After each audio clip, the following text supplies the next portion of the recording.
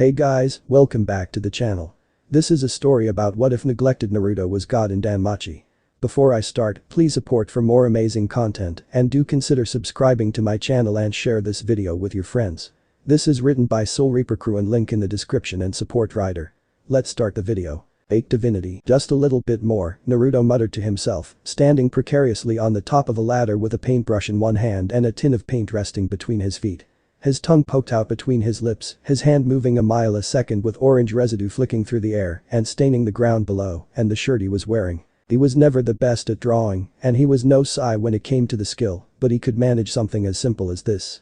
As long as he kept the paint inside the line, he'd consider the endeavor a success.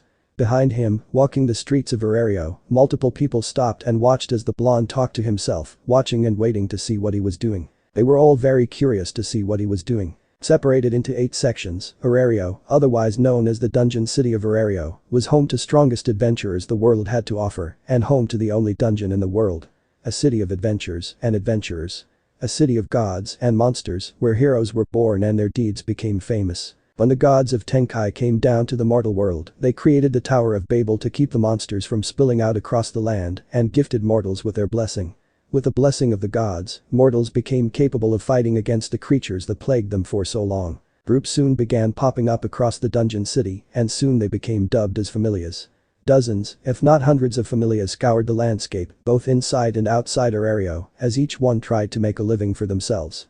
Some were small, and some over 100 strong, each led by a god or goddess, who came to view the recipients of their fauna as their own children. The fauna increased with the more experience, otherwise known as excelia, they gained and could be read by their familia deity-like chapters in a storybook. It was on the edge of the west and northwestern sectors where the shinobi found himself.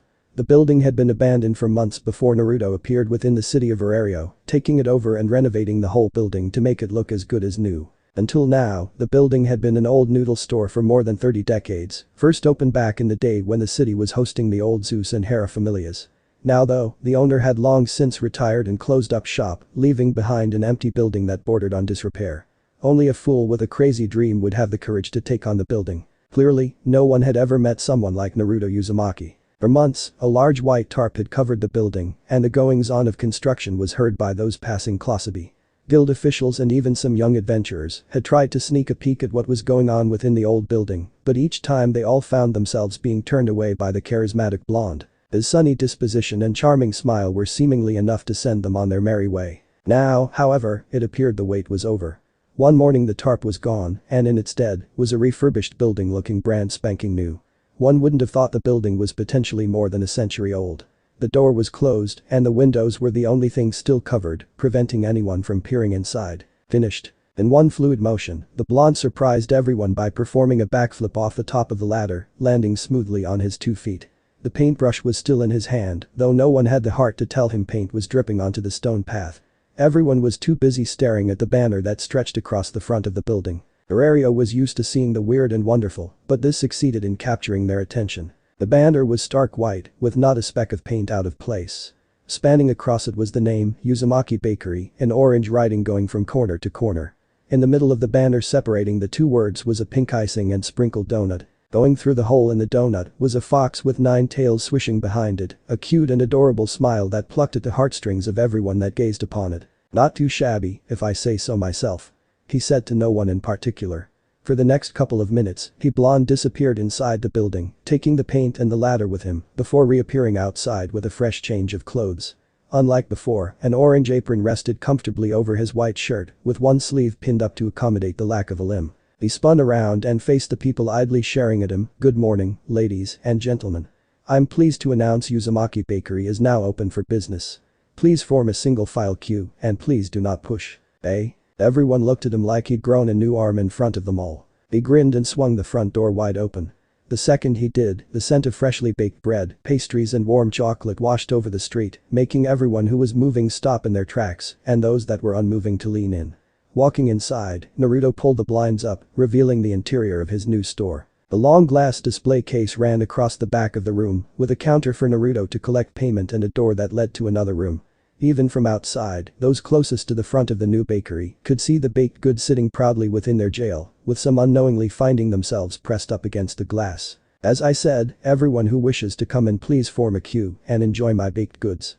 The blonde replied, slipping inside and patiently waiting behind the counter. In the blink of an eye, a dozen or so people filed inside with more soon beginning to appear. Short while later, what's all the commotion about? Tiona asked herself, looking down the long line of people that were queuing all along the street. Following along, the line of people was at least 50 people strong, each one looking more impatient as the last. She had been out for a simple stroll around the city with no real destination in mind when she happened to enter the west side of Arario. Her twin was somewhere in the dungeon, at least, that's what she got led to believe after the girl followed stalked their captain for most of the afternoon. She and Tyan were going to hit up the shopping district and take a peek at the new clothing that just came in specifically for Amazon such as themselves. It was their favorite store in the city. It where she bought the clothes she was wearing. They were even going to look at purchasing some new jewelry. They were both suckers for anything gold, just like the rest of their race. Without her twin, shopping was no fun and ended up wandering the city alone. Lafia was having one of her lessons with Riveria, and Ace was no doubt farming monsters for their magic crystals somewhere on the middle floors. Then there was Bet. Well, she didn't really care what Bet was doing. He was probably off brooding somewhere in Twilight Manor or drinking his body weight in a tavern somewhere. Looking down the queue of people, the Amazon held her hands on hips before noticing a familiar face amongst them. She leaned in with a hand covering her brow and squinted her eyes to check it was who she thought it was. Oh, Raul. The young man in question turned his head side to side and found Tiona jogging up to him. Miss Tiona. Hey Raul. What's up? Do you know what's going on? She asked, motioning to Q. I've never seen a queue this long outside of adventurers trying to get into the dungeon. You haven't heard. A new bakery opened up this morning. Raul pointed to the building about 30 meters down the road, that building with a white tarp over it for months finally opened. Tiona's mouth formed into an O shape, really? That what that was? The Amazon remembered passing by the building a couple of times. Some of the other girls in the Loki Familia tried to guess, but none expected it was getting turned into a new bakery, so, is the food good then? Raul scratched the back of his head, moving one step forward as the line steadily moved. I guess it must be if so many people are queuing up. I only know about it because Inakity came back to Twilight Manor about an hour ago, with a big tray of assorted donuts in her hands. You should have seen the haul when she peeled the lid back. I thought the other members were going to try and snatch the baked good from beneath her nose. Inakity had to retreat to her bedroom so she could eat them. Wow, those must be some great donuts. At that moment, a customer who must have just left the bakery walked past Raul and Tiona, the lid open and allowing a delightful aroma of warm chocolate to tickle their sense of smell. Neither Tiona nor Raul could help but lick their lips unknowingly. That smells heavenly, Tiona whispered to herself, standing on her tiptoes and glanced inside the box. Half a dozen muffins filled to the brim with gooey chocolate chips decorated the interior, with small chunks missing from the top of one as the happy customer happily chewed on his food. Excuse me sir. What kind of muffins did you get? Huh? Oh, Amazon of the Loki Familia, right. The guy must have been an adventurer if he recognized her. By the mask he wore, he must have been from the Ganesha Familia. One of the level 1s, or level 2s, double chocolate chip muffins with a gooey chocolate center. They're so good. I can't wait to take these home so my god can try them too. Watching the man leave, Tiona found herself determined to get a hold of some baked goods too and found her goal for the afternoon. One by one, she watched as another set of happy customers walked past her and Raul, each with something different in their hands. An elf walked past with a chocolatey eclair with cream doused over the top, while a dwarf from the Hephaestos Familia was carrying a small stack of boxes filled with cookies of various flavors. The more she watched, the more she wanted. Her stomach rumbled, and that was the final nail in the coffin as Tiona made her decision. I'm getting in line. I'll see you later Raul. Her fellow member of the Loki Familia didn't have time to react. He watched Tiona blitz down the street and fell to the back of the line. If he had to guess, it might take Tiona 25 minutes before she got in the store. He'd already been in it for 10 minutes. It was moving at a steady rate. At the back of the queue, Tiona bounced on the balls of her feet. I wonder what I should get. It took about 40 minutes, but eventually, Tiona found herself near the front of the queue. Only 3 people remained in front of her, and she was now standing inside the cute little bakery. If the smell from outside was delightful, then what she got inside was downright divine. She wondered if this was how Tenkai smelled to the gods and goddesses. The inside was decent in size, enough for about a dozen people to stand in front of the counter. It gave customers an eyeful of the delectable treats that sat behind the glass. Raul had already got his order and looked extremely pleased with himself as he passed her. The usually dour and self-deprecating member of the Loki Familia walked away with the biggest smile Tiona had ever seen him wear. One would think Inakity had planted a big one on him. Trying to decide what to have, Tiona became oblivious as the people in front of her put in their orders and promptly left, leaving the Amazon as the next person. "Hello? Are you in there, Miss Amazon?" She heard and blinked in surprise when she found a hand waving not far from her face. One man stood behind the counter, a pleasant and easygoing smile on his face as he leaned back behind the counter. "Oh, haha, sorry about that," Tiona replied, an embarrassed look on her face as a hand rubbed the back of her neck. "I let my thoughts run away there for a minute. Everything in here looks and smells so amazing I was trying to decide what to get." Naruto's smile edged wider. "Well, thank you for the praise. Everyone has been giving me kind words all day. It's taken me by surprise how much they've enjoyed themselves." Giving him a once-over, Tiona couldn't help but make the small comparisons to her captain. Namely his sun-kissed blonde hair and bright blue eyes. Even his voice has the same smoothness that the Palom possessed, though that's where the similarities ended. He was lightly tanned and around the same height as Bet with a similar body frame. On his face, she couldn't help but stare at the whisker markings on each cheek. The most notable feature, however, was the lack of his right arm. His sleeve was folded and pinned to compensate for the missing limb. She'd been around plenty of adventurers who lost a limb in the dungeon and couldn't help but wonder if the blonde was a retired adventurer. "I'm Naruto Uzumaki, the proud owner of Uzumaki Bakery. So, what can I get you today?" "I'm not sure where to even start." She scanned the glass cabinet and felt her stomach rumble. "It all looked so good. I heard someone from my familia return to our headquarters with a bunch of donuts. That could be good." She tapped her chin and looked at the wide variety of donuts neatly lined up behind the glass. The ones Inakity brought to Twilight Manor looked appealing and delicious. "I'm Tiona, by the way." "It's nice to meet you," he greeted before replying with, "And that's a great choice. Any preference? Allergies I should be made aware of?" I do love strawberry." Tiona had one hand on her hip while the other one cupped her chin, and nope. No allergies. "In that case, take a look at this one." He pointed to one on the top shelf with white frosting laying the top, a swirl of cream covering the top, along with multicolored sprinkles. "So, this one is a strawberry dream donut. Inside, the middle had been hollowed out, making the pastry light and stretchy. Inside is a strawberry cream with a similar texture to custard. It's proven pretty popular this morning. I already had to get a second batch out. One big bite and you'll have strawberry cream leaking out in seconds." "Wow, that sounds amazing." Tiona muttered, her face almost pressing against the glass. "It looks so good. I've seen people with trays of donuts. How does that work?" "That's from an assortment I offer. A single donut is roughly 30 valis, but I offer 2 assortment trays. 6 donuts, each one different, and can be your choice which ones you want, or you can leave it to me to choose for you. That comes to around 165 valis, so you get the 6th one for half the price." "Ooh," was the only sound leaving Tiona's throat. She bobbed her head up and down as she took it all in. "That's for the half dozen. You can get the dozen assortment tray and get the last donut for free. Normally, I put 6 different kinds with 2 of each. That comes to around 330 valis, but it's up to you." In a split second, her hands came down on the top of the counter, a fire in her eyes. She made sure not to put a dent on the top or outright demolish into a broken pile. "A dozen. I'll take the dozen, please and thank you." The blonde nodded. "All right, coming right up. Would you like to choose, or shall I choose for you?" He grabbed one of the larger trays from behind him and set it up on the counter. He grabbed a pair of metal tongs and stood behind the plethora of baked goods. "You choose. I think it could be all afternoon before I make a decision." She tapped on the glass, pointing at the strawberry dream he mentioned moments earlier, "But I want one of those for sure." "No. 2. Make it 2. If they were as good as he described, then she wanted at least 2 of them. Watching closely, she watched him fill the tray up, filling it up with 6 different flavors with 2 of each one. One smelled a lot like syrup. It was exactly like what she put on her pancakes in the morning for breakfast. Another looked like a traditional ring with a sugary glaze and sprinkles. Then there was a pair that looked like the pastry had been folded over multiple times with a sugary gleam to it. Digging into her pocket, Tiona pulled out a small sack she kept on her person that contained the valis she was willing to spend for the day. "Okay," Naruto muttered to no one in particular, "you've got the dozen assortment of donuts. I've put in 2 lots of the strawberry dreams, the honey cruller, the old-fashioned glaze, the rocky and maple, the pumpkin cinnamon, and finally, the melon chocolate peppermint and coffee glaze.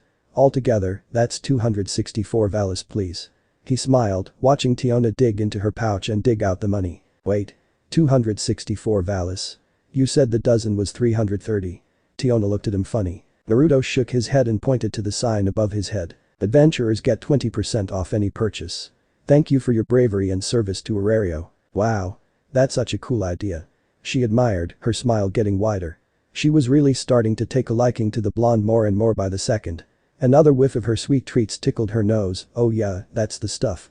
Handing the money over and taking the tray into her hands. She took a long whiff of the mixed scents coming from her delights and couldn't stop herself from biting the corner of her mouth. She was going to wait until she got back to Twilight Manor before enjoying these bad boys. Will there be anything else today? Naruto asked. I don't. Tiona started, but let her eyes wander as she took in the rest of the cabinet. She held up a hand, asking him to wait one moment before whipping her pouch back out and checking the inside. She had about 12,000 valis on her person. New clothes or a buttload of cookies, cakes and more donuts. She could afford to splurge a little. Behind her, she seemed oblivious to the people still in the queue waiting for their turn. People were shuffling on the spot, impatience starting to build as the Amazon continued to stare longingly into the glass cabinet. None would say anything aloud. They all knew who Tiona Hiryut of the Loki Familia was. A level 5 adventurer gifted with the alias Amazon. Anyone looking to start something with her had better have a will written out beforehand. Again, she slammed her hands on the counter, making everyone but Naruto jump in surprise. I'll take another tray of donuts. And a box full of chocolate chip cookies. And a piping hot loaf of bread. Oh. Come on. Everyone in the queue yelled, though neither Tiona nor Naruto paid them any mind. Chuckling to himself, Naruto nodded at the girl's request. Sure, you got it. I like people with big appetites. Tiona giggled, me too. Fill your stomachs until your heart's content. That's what I say. The Amazon was never one to turn away good food and hated anything going to waste. Whereas Tien could be very picky with her food, tending to eat whatever the captain enjoyed. I love the picture of the fox on your apron and the sign outside, by the way. It's so cute. I love the shade of orange you used for it. More people should use that color. Thanks. I love the color orange. It's been my favorite color since I was a little kid. Some people think it's a ghastly color, but I think it's the best. I think it's the divine color. Tiona's voice joined him and both stood there, staring at each other in surprise. The blonde's eyes widened a margin, with blue meeting dark brown. You love the color orange too. You Tiona nodded and the pair fell back into silence as they stared at each other. Outside, everyone in the queue fell silent. Those nearby leaned to the side to get a better look at the interaction going on between the Amazon and the baker. Hey? Twilight Manor, does someone want to explain to me why sunshine and rainbows are crapping out from that idiot's body? Bed ached, his back to the wall as he stared across the room and towards the Amazon, with the trays of delicious-smelling baked goods stacked up around her. He arrived back from the Hibachite in the southwest district of Verario to find a large group of his familia huddled around a corner, watching the air-headed Amazon with a mixture of envy and confoundment. Despite being known for her ever-present smile within their ranks, he was quick to notice the extra amount of positivity radiating from her person. We're not sure, though I think Raul knows. They were spotted talking to each other briefly earlier. Cruz, Echienthrop and the level 4 told him, pointing to his fellow familia member across the room. Like Tiona, Raul had his own tray of goodies, happily munching away on them like there was no tomorrow. Though he didn't go as crazy as the Amazon, he did end up buying more than he anticipated. Ed rose an eyebrow at that. High Novice wouldn't be able to give him the answers he wanted. The idiot had a habit of getting his words jumbled when his intimidating presence was too close. The guy was too timid for his own good. I'll find out for myself. Pushing himself from the wall, Bet stalked over to Tiona with his hands in his pockets. Leaning over the Amazon, he looked over her shoulder. Hey, you idiot Amazon. What's got you so happy? To his annoyance, the Amazon didn't reply. Instead, she grabbed another donut from her tray and took a big bite out of it. The scent of strawberry jam tickled his nose as small droplets of the stuff dripped onto the table. A hum of glee escaped the Amazon and watched her rock back and forth. Ought to admit, that does smell pretty good. He leaned over and eyed up one of the donuts in the open tray. The one in the top right-hand corner smelled like Rocky and maple. Despite his outward appearance and general gruff attitude, he did have a bit of a sweet tooth, though rarely acted on the desire. He didn't need the idiots of his familia knowing about his sweet tooth, but still. She's got dozens, and I haven't had a donut in a long time. One hand leaving his pocket, he reached down to grab the sweet treat. As he was about to wrap his hands around it, another dark-tanned hand swatted his away and found a leg swung in his direction. A lesser adventurer would have found themselves buried in a nearby wall, but his reflexes were high enough that he managed to dodge the barefoot from connecting with his chin. He jumped back a couple of feet, annoyance running across his face. Hey. What the hell was that for? Don't take my goodies, you mean old werewolf. Get your own. Tiona told him, sticking her tongue out at him and blowing a raspberry. In one quick motion, Tiona scooped up her trays of baked goods and jumped over Bet. Landing softly on her feet, she ran past the other members of her familia with great speed and dashed up the grand staircase that led to the living quarters. One would wonder how someone could carry so many trays of baked goods in their arms, but she wasn't a level 5 for no reason. To everyone watching her retreat, they would have guessed it was the delicious baked goods that were making her smile. They were partly correct. So far, everything she'd eaten had been heavenly and tried to savor every bite. The strawberry cream, in particular, was her favorite. But no. What was making her smile wasn't just her treats, but the kind blonde man that stood behind the counter, who had the sweetest smile and kindly blue eyes she'd ever seen. Fiona giggled as she pictured his face. Later that night, Uzumaki Bakery. Whoa. What a busy opening. Naruto muttered, his hand running through his hair as his clones finished up sweeping the floors and cleaning the counter. It was safe to say the opening of his bakery had been a universal success.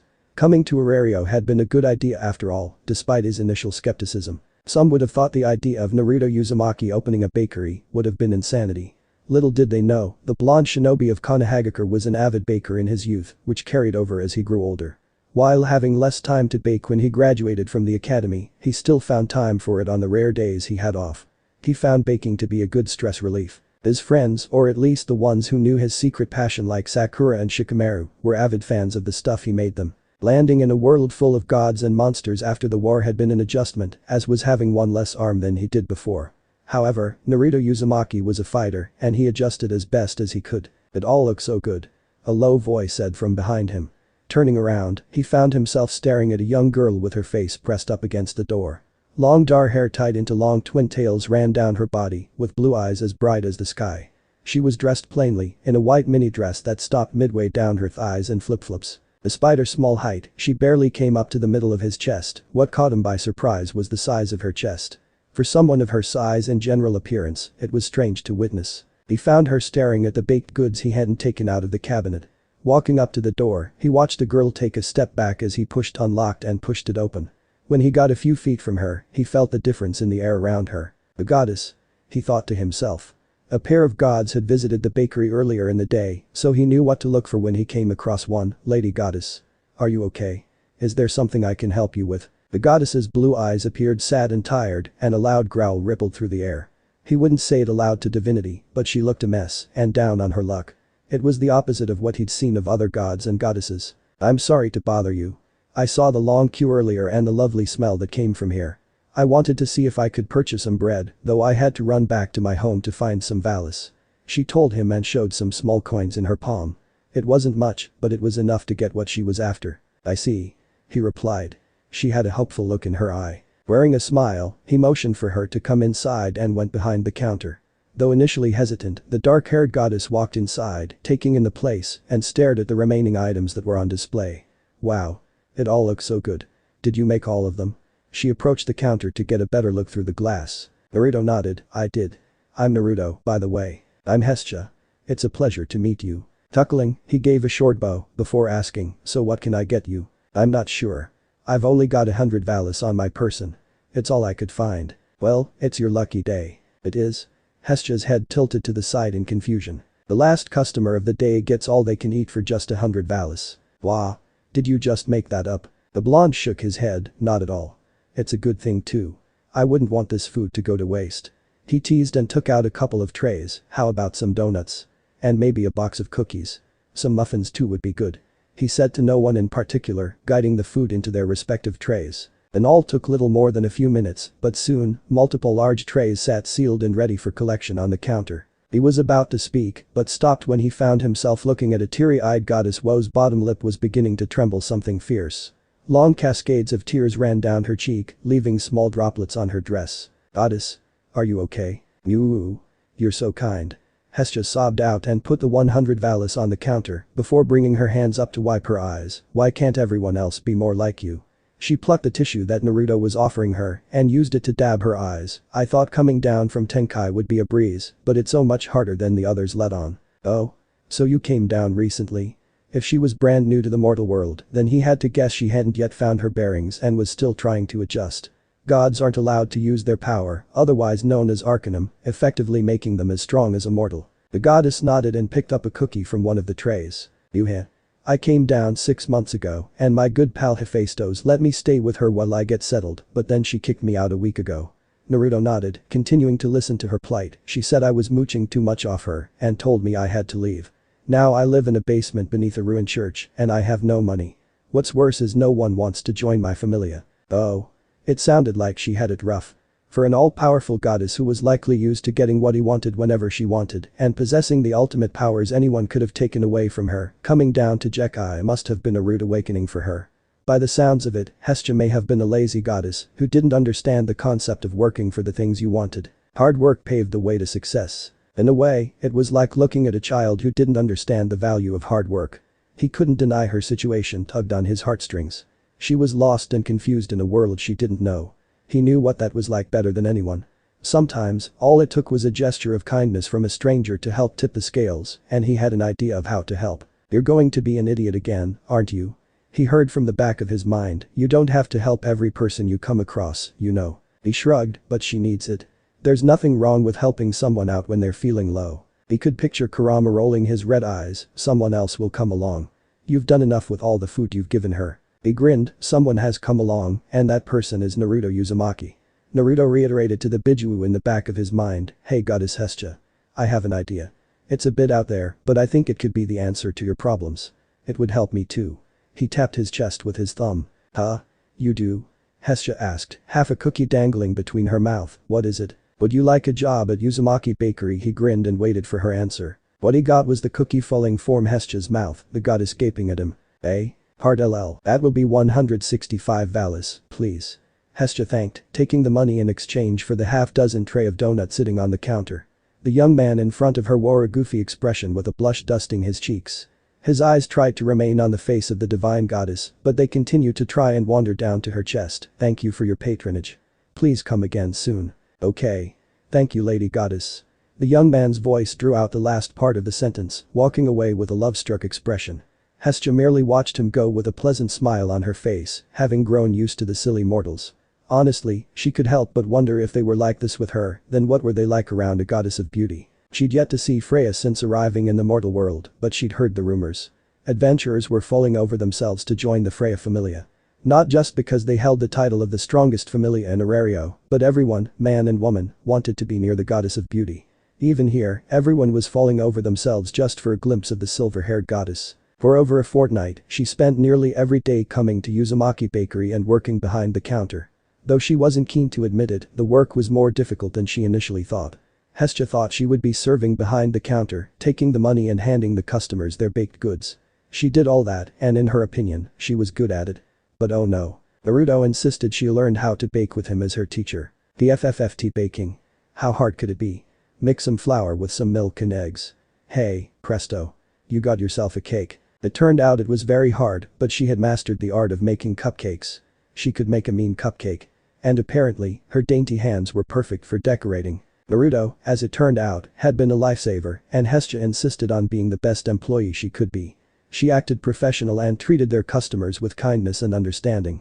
She always arrived 5 minutes early. Helped him clean up after closing. Model employee, thy name was Hestia. Behind Hestia, the door to the kitchen area swung open, and her employer walked out with a tray of fresh brownies straight out of the oven and put them on the counter. The smell that radiated off them were so delicious Hestia nearly forgot she was an employee. She reached out to grab one and devour it in one go. However, before she could take one, another hand reached out and gently swatted it away. "Ow." The goddess pouted, sticking out her bottom lip, "Meanie. These are for the customers, Hestia. If there are any left at the end of the day, you're welcome to take a batch home with you." As per the agreement when she started working at Uzumaki Bakery, whatever was left and hadn't sold, the goddess was welcome to take home with her. Sometimes she went home with a few items, and other times she went home with a whole basket full of stuff. Since she started working, she hadn't gone hungry at all. Not even one. Naruto hummed to himself, picking up a tong and placing the brownies inside the cabinet for the customers to see. "There is one on the side that broke in half, so I can't put it out." He stopped talking when he noticed the door swung open and the goddess was already gone. He chuckled and shook his head, such a gluttonous goddess. He couldn't help but wonder where it all went. For such a small goddess, she sure had a big appetite. Where did it all go? Hestia walked out a moment later with chocolate crumbs covering the corners of her mouth and sprinkled across her cheeks. These are so good." She let out a small squeal as she threw the last piece in her mouth, the taste of chocolate flowing over her sense of taste. Her hands shook in glee and swayed from side to side. Along the counter, Naruto couldn't help but laugh. If he didn't know she was a goddess, he'd have guessed she was a hyper kid. Grabbing a napkin, he handed it to Hestia, who took it with a quick thanks and wiped the chocolate crumbs away from her face. "Don't forget, your break is coming up in the next 15 minutes. Naruto reminded. Looking up at the clock, it was a little past 1 in the afternoon. Every day, Hestia got a 45-minute break to enjoy whatever lunch she prepared for herself that day. Sometimes she stepped out and picked up food elsewhere, such as the Jagamaru-kun stand a few streets over. The short goddess had a love for the potato croquettes. I can't wait to get out of these stuffy shoes. She wiggled her toes inside the shoes and made a pouty face. I still hate that you make me wear these. My poor toes feel all constricted. The blonde gave her a look. It's hygienic and no one wants to smell your feet when they walk inside my bakery. I wear flip-flops. That doesn't really solve the problem. Grrrrrrr. In response, Hestia blew a raspberry his way and he could have sworn her twin tails were moving in conjunction with her arms. In return, he made a motion with his hand for her to shoo and go back to the counter. The action got a growl from the goddess, but she did so. Though, not before knocking her two fists together in his direction. He could be so infuriating. Where was the nice young man she met during their first meeting? Smoothing down the front of her apron, Hestia looked across the counter with a bright smile and towards her next customer. Sorry for keeping you waiting. How can I serve you today? She asked, before blinking in surprise at the person across from her and releasing an excited Hephaestus. Hello Hestia. Naruto, having been midway from going back through the door that led to the kitchen, stopped and found himself turning back towards the counter. He was about to put the finishing touches on some freshly baked donuts, but his curiosity won him over. Across from Hestia was a woman, who Naruto had to admit to himself, looked more like a divine being than his employee did. She stood a little bit over average height, with a sharp face and slender frame. Her hair reached to the bottom of her neck in crimson waves and one eye the same color. A black eye patch covered the other side, leaving everything beneath hidden away. She dressed differently than the dark-haired goddess, being in a white dress shirt with the collar unfolded. Black pants covered her bottom half along with knee-length boots and wore elbow-length gloves across her arms. Naturally, he'd heard of the goddess, Hephaestus. It was hard not to have heard of the smithing goddess. Her familia was famous across the world. They produced the best weapons and tools this world over and were one of the few familias in the world that didn't rely on income from the dungeon. The members of her familia produced weapons, armor and all kinds of equipment adventurers needed to survive the hostile condition that sat in wait for them. They were one of the wealthiest families in Arario and one of the most influential. He'd seen the emblem on many of the weapons carried by adventurers whilst walking the streets. Though there were other smithing familias within Arario, she and her children were number one. It's so good to see you Hephaestus. What brings you here today? Oh, nothing much. A few of my children were telling me about this little bakery that just opened up, the red-haired goddess replied, her arms crossed against her chest. Then they mentioned a petite and busty goddess was working there and I had to come and see for myself. Yep, that's me, Hestia admitted smiling, scratching the back of her head in slight embarrassment. I've been working here for 2 weeks now. It's flown by so quickly, but I've learned so much. That's good. It's nice to see that you're not sitting beneath that church basement I found for you, letting the days roll past doing nothing while Arario strives ever forward.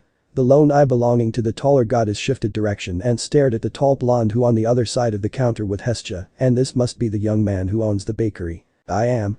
My name is Naruto Uzumaki. It's a pleasure to meet you. Naruto said, replying politely with his usual smile and offered a small bow. Welcome to Uzumaki Bakery.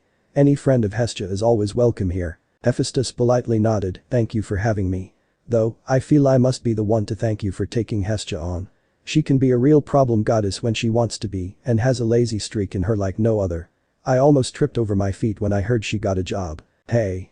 I'm not that bad. For the first 6 months after arriving in Genkai, you spent it lounging around my familia's manor, eating our food, drinking our liquor, and sleeping all day. Hephaestus gave Hestia a pointed look with a rather sassy-looking expression, which is what you did back in Tenkai. Hestia grumbled but said little else. As much as she didn't like to admit it, Hephaestus wasn't wrong.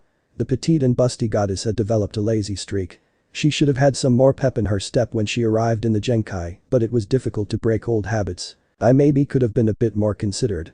She replied, I didn't mean to mooch off you. I know, and at least, you're trying to rectify your behavior. The red-haired goddess held out her hand, you have a job, money to your name, and a new friend.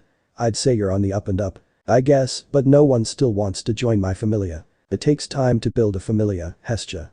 Just give it time. Hephaestus reasoned, you can't rush these things. Fine, I guess I can do that. The smaller goddess replied, trying not to let it get her down. She just wanted to show everyone she could be a great deity too. People like Hephaestus made it look easy. Even Loki, as much as she loathed to admit it, had proven to be a good leader, hence why her familia was one of the strongest. She just needed to find the right people. The goddess turned and looked at Naruto, hey Naruto. Do you want to be in my familia? No, thanks. At least think about it. The blonde chuckled and patted Hesja's head. Sorry, Hesja, but I didn't come to Arario to become an adventurer. Besides, his hand turned to the stump where his arm used to be. I'm not sure a man with one arm would make a good first member. Thanks for offering. He turned his attention to Hephaestus, who stood quietly and felt her lone eye gazing at him. I'm a baker, and since you're here, is there anything you like the look of in my humble bakery? The goddess hummed as she leaned forward, her lone eye peering into the glass cabinet. Her original plan was to check up on Hesja and make sure her oldest friend was doing okay. However, being inside Uzumaki Bakery, the word of mouth she heard from her familia appeared correct. The delightful smell of freshly baked bread and warm melted chocolate ticked her sense of smell like few things could. Since she was here, why not splurge a little and take home some treats? I suppose I could. I have a small gathering to attend later with Demeter and Freya. Afternoon tea at the Demeter familia's home. I could take some treats with me. Sure, that sounds like a good idea. Do you see anything that takes your fancy? A number of these baked goods looks good, Hephaestus said, though her eye continued to trail along until stopping at the end of the glass cabinet, but I think I'll take some of these. I think these could go over well with the other ladies. Naruto walked the cabinet on the other side and smiled. Lemon poppy seed cupcakes with blackberry frosting. Good choice. Those have been very popular today. How many can I interest you in? I think a dozen could be good. The other deities have a bit of a sweet tooth. If these are as good as they look, I think they'll go down very well. Naruto nodded and grabbed a pair of metal tongs. Careful picking them up, he placed them inside a box before sealing the top shut. To add some color to the white container, the goddess watched Naruto tie a red bow around it. It looked very fancy to the naked eye. She was impressed, and it took a lot to impress the goddess of one of Arario's top familias. It appeared Hesja lucked out with a young man. If they were as good as they smelled and appeared, then a few of the other deities living within these walls might pay the blonde a visit. The former residents of Tenkai were always on the lookout for a new plaything. Exchanging the money to Hesja, who placed the coins into the register on the counter, the red-haired goddess turned towards the door. It was nice to meet you, Naruto Uzumaki. Please continue to keep an eye on my wayward friend. I know firsthand how much of a pain she can be. I'm still here, you know. Hesja frowned. Her cheeks were puffed out, reminding Naruto and Hephaestus of a chipmunk with too many walnuts stuffed in their cheeks. How rude. Naruto smiled and placed his hand on top of the short goddess's head, ruffling it like an adult would a child. I'll try my best. Hesja tried to bat his hand away with little success and glared at him like a puppy, saying that she has proven herself to be a good little worker. I don't regret hiring her for a second. Ooh, don't say stuff like that, you blonde dummy. With his kind words, Hesja's gloomy face did a 180, now appearing proud of herself with her chin up high. That was just like Hesja. She walked on air every time someone praised her. Yeah, Hesja was going to be just fine. This Naruto seemed like a good one. Phew, finally. I thought we were never going to finish. Tiona spoke, walking down one of the many streets of the northwestern district of Arario. Her arms were behind her head, taking large, exaggerated-looking steps. Strapped to her back was a bag more than twice her height and 4 times as thick as her body. On a regular person without the grace of the gods bestowed upon them, the backpack would have crushed them. However, as a level 5 adventurer and a member of the Loki familia, and that meant she was one of the best there was. She could carry something twice as heavy as the bag, and it would be next to nothing for someone like her. You think Ace and the others are back yet? To the right side of her, the elder Hiryu twin walked in tandem with her sister, though at a more leisurely pace with an identical-looking bag strapped to her back. A yawn escaped her mouth, trying and failing to cover it up with her hand. I don't know. Maybe. Tyne replied, we've been out all afternoon. Dusk has already come and gone. I wouldn't be surprised. We'll probably be one of the last back. Oh, okay. Tiona shrugged her shoulder, her ever-present smile still on her face. Don't you think all this equipment is overkill? Isn't the captain going overboard with all this stuff? A frown marred the face of the older twin, turning her head to face Tiona. Nothing the captain does is without reason, and he knows firsthand how dangerous the lower floors can be. He's read the notes and journals left behind by the Zeus familia so much he could quote them like he was there. The Loki familia were a day away from another expedition, spearheaded by their captain, Finn. Arario knew him as braver. It wasn't the first expedition the twins had been on, but the work put in indicated its importance. The goal was to reach the safe zone on floor 51 and from there, push down to level 59. If successful, it would be the furthest the Loki familia ever delved into the dungeon. It was a mighty goal, but Loki familia was one of the 2 familias in Arario that could pull it off. The frown worn by Tyan soon changed into a glare. Don't doubt what the captain orders us to do. He knows what he's doing. He's the best captain a familia could ask for. The glare soon changed in a lovey-dovey expression. A tinge of red dusted her cheeks, not to mention the most handsome. And the most dependable. And the strongest. "There she goes again," Tiona muttered, sighing in amusement as her twin started rambling on about their Palom captain. Despite her words concerning the equipment they retrieved, the Amazon was excited to be involved in another expedition. Heading to the lower floors was the best way to test their mettle against the stronger monsters the dungeon had to offer. Not to mention, gain more Excelia. She and Tyan both became level 5 3 years ago, and both felt they were gaining the ground on attaining level 6. It was the same for Ace and Bet, though she had overheard a conversation between Riveria and Finn that Ace had hit a wall in her pursuit of leveling up. This expedition and the lower floors were the best way for all of them to bridge the gap between them and Loki Familia's veteran trio. Her excitement was palpable, though it didn't stop the 17-year-old Amazon from spotting a familiar mop of blonde hair stood in front of Diane Sek's pharmacy. Her joy bloomed across her face and quickly left her elder twin in the dust as she raced over to greet him, leaving a confused Tyan shouting out her name. Thanks to her level 5 speed, she reached him in no time and came to a skidding halt, kicking up a small cloud of dust in her arrival. "Hi Naruto. What are you doing here?" The blonde turned his head, blinking in surprise at the sudden arrival of the Amazon, before a smile wove its way onto his face. "Hi Tiona. I haven't seen you in a couple of days." He looked at the bag on her back. "Looks like you've been busy." Tiona nodded her head. "My familia is going on a big expedition tomorrow. So my sister and I were collecting some of the equipment our captain asked us to collect. We've been out all afternoon."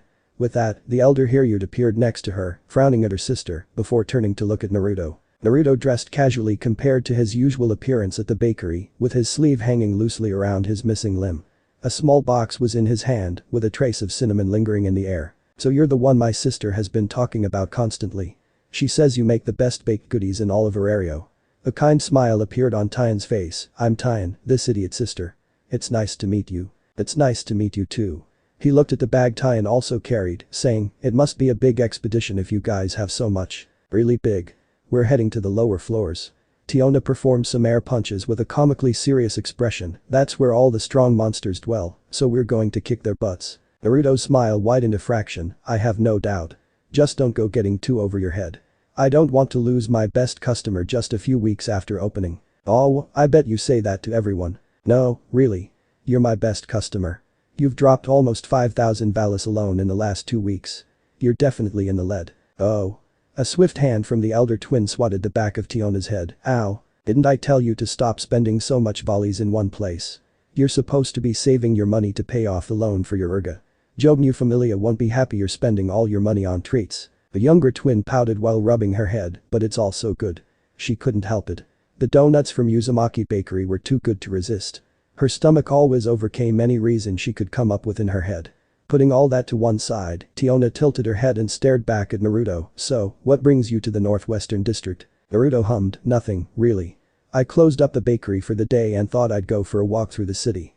There's still so much of Arario I haven't seen yet, so I thought I'd explore for a bit." He nodded his head to the pharmacy behind him. "I came across the pharmacy and got caught up with the stuff in the display window. It took me by surprise." Both of the Amazons looked into the display window. The pharmacy was owned by the Dian sect familia and leading familia when it came to medical supplies and other related items. The large white marble building held enough rooms to treat patients, negotiate deals and sell their wares in, therefore becoming one of the cornerstone buildings throughout Arario. Hundreds of adventurers visited every day, making them one of the richer families by a wide margin. The Loki familia had a good relationship with them, taking on requests for specific drop items from the dungeon. The Dian sect familia were prominently medicinal, meaning it was rare for them to venture into the dungeon. Eyes trailing the display items behind the glass, it wasn't long before their eyes zeroed in on what must have garnered the blonde's attention. A silver arm was front and center in the window, a prosthetic meant for adventurers who lost their limb in the dungeon. "Ah." The twins said simultaneously. Their gaze flickered between the arm behind the glass and Naruto. The blonde smile turned sad and put the box in his grip down and ran his palm over the stump where his other arm used to be. "Yeah, it just got me thinking, that's all. It's been 3 years since I lost it, but I sometimes still forget. Like when I wake up in the morning and try to reach out for the glass of water on my nightstand." Naruto took a deep breath. "It took me a while to adjust not having both arms, but sometimes it still gets to me, you know." Sometimes, he got phantom pains from the stump. It wasn't often, but it happened. Apparently, the mind would glitch and forget the limb was no longer there, causing a phantom sensation, as if the arm was still there. He adapted, but still. "How did you lose it? Were you an adventurer? And a monster took your arm?" Naruto shook his head in Tyan's question. "A monster? No, nothing like that. My best friend tried to stage a revolution and shape the world to his image. We fought in a battle that decided the fate of the world, and I won. He died, and I lost my arm in the process." Both sisters blinked in surprise. Oh. By the expression on Tyne's face, it wasn't the answer she was expecting. Nor did she believe a word of in that short explanation. The same, however, could not be said for her sister. "Wow. That's amazing." Tiona's eyes sparkled as she looked up at the blonde. "You must be strong." Naruto laughed. "I'm pretty good if I say so myself. Then again, I'm a bit rusty. Plus," he motioned to his lack of a right arm, "I don't fight much these days. I'm happy being a baker. And a good one at that." Tiona added, grinning at him. "Thanks," Naruto replied. The trio went silent, and Tyne couldn't help but look between the tall blonde and her sister. Both were smiling at one another, staring at the other with happiness clear on their faces. Come to think of it, her sister was practically crapping rainbows for the past couple of weeks, especially after coming home with a box full of baked goods. She thought the reason was for the delicious delicacies, but now thought Tiona had an ulterior motive. A single eyebrow rose on her face. "I should get going.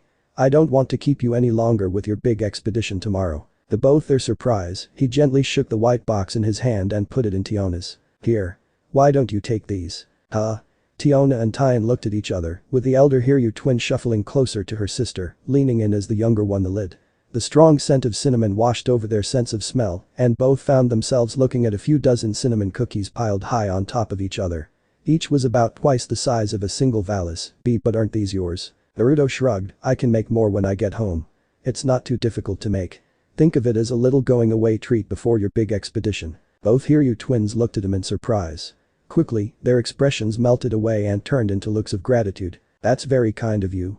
We'll make sure to share these with the others in our familia." Tyne told him, her opinion of the blonde growing more positive by the moment. Hearing her sister giggling, the elder turned and watched in mild surprise as her sister looped an arm around Naruto's head and brought him down into a hug. His head rested on her chest, with his cheek touching the skin above her fabric-bound breasts. The action took him by surprise. "You're the best." "Thanks, Naruto." He let out a nervous laugh, feeling Tiona's fingers weave through the back of his hair. He couldn't help notice how soft her fingers were for someone who monsters for a living. They stayed like that for a few moments before the Amazon finally let him go. Finding his bearings, the trio said their goodbyes, with Naruto noting the amused expression on Tyne's face after watching the interaction between him and her sister. As he left, he could have sworn he heard her mutter something to Tiona, resulting in a loud cry coming from the younger, before both took off in a mad run. Joyous laughter came from the elder twin, while indignant babbling came from the younger. Unbeknownst to the mortals that walked the streets of Arario, a pair of silver eyes was constantly grazing over their forms before finding interest in the one-armed shinobi that walked alone as he parted from the Amazon twins of the Loki familia. They had been watching him for weeks now and honed in on him the moment every time her gaze found him.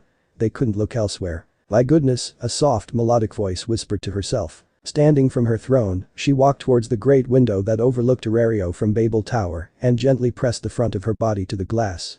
Despite a great many people that crossed her gaze, none held her attention as he did. "The color of his soul is so beautiful." A short gasp escaped her mouth and unknowingly found her hand running against the side of her body. "It's so bright. It's like the sun fell from the sky, taking mortal form. I can't look away. How have I never seen him before?" She bit the corner of her lip before a playful smile wove its way onto her perfect features. She always got like this when something new took her interest. It was a bad habit of hers. She couldn't look away once something grabbed her attention. "I'm so greedy, but I just can't help myself." She watched the young man turn around, his eyes looking for something from behind, before leaning up to look at the tower she resided within. It felt as if their eyes were meeting. "I simply must have him." Later that evening, a knock at his front door jolted him from his daze, letting out a low yawn as he stood up from his armchair in the corner of the room. The home Naruto purchased when he first arrived in Arario was nothing fancy, but it suited his needs. It was a little cottage on the outskirt of the southwest district, with similar-looking houses all dotted the nearby area. Many of them belonged to retired adventurers looking, small families, and market traders enjoying the quiet life the scenery offered. He got it for a steal. According to the guy he bought it from, the last owner and his girlfriend lived here, but ended up destroying most of the inside when their relationship broke apart. He cheated, she found out, and being adventurers, the interior became a warzone. It was a real fixer-upper, but with his shadow clones, it wasn't that difficult.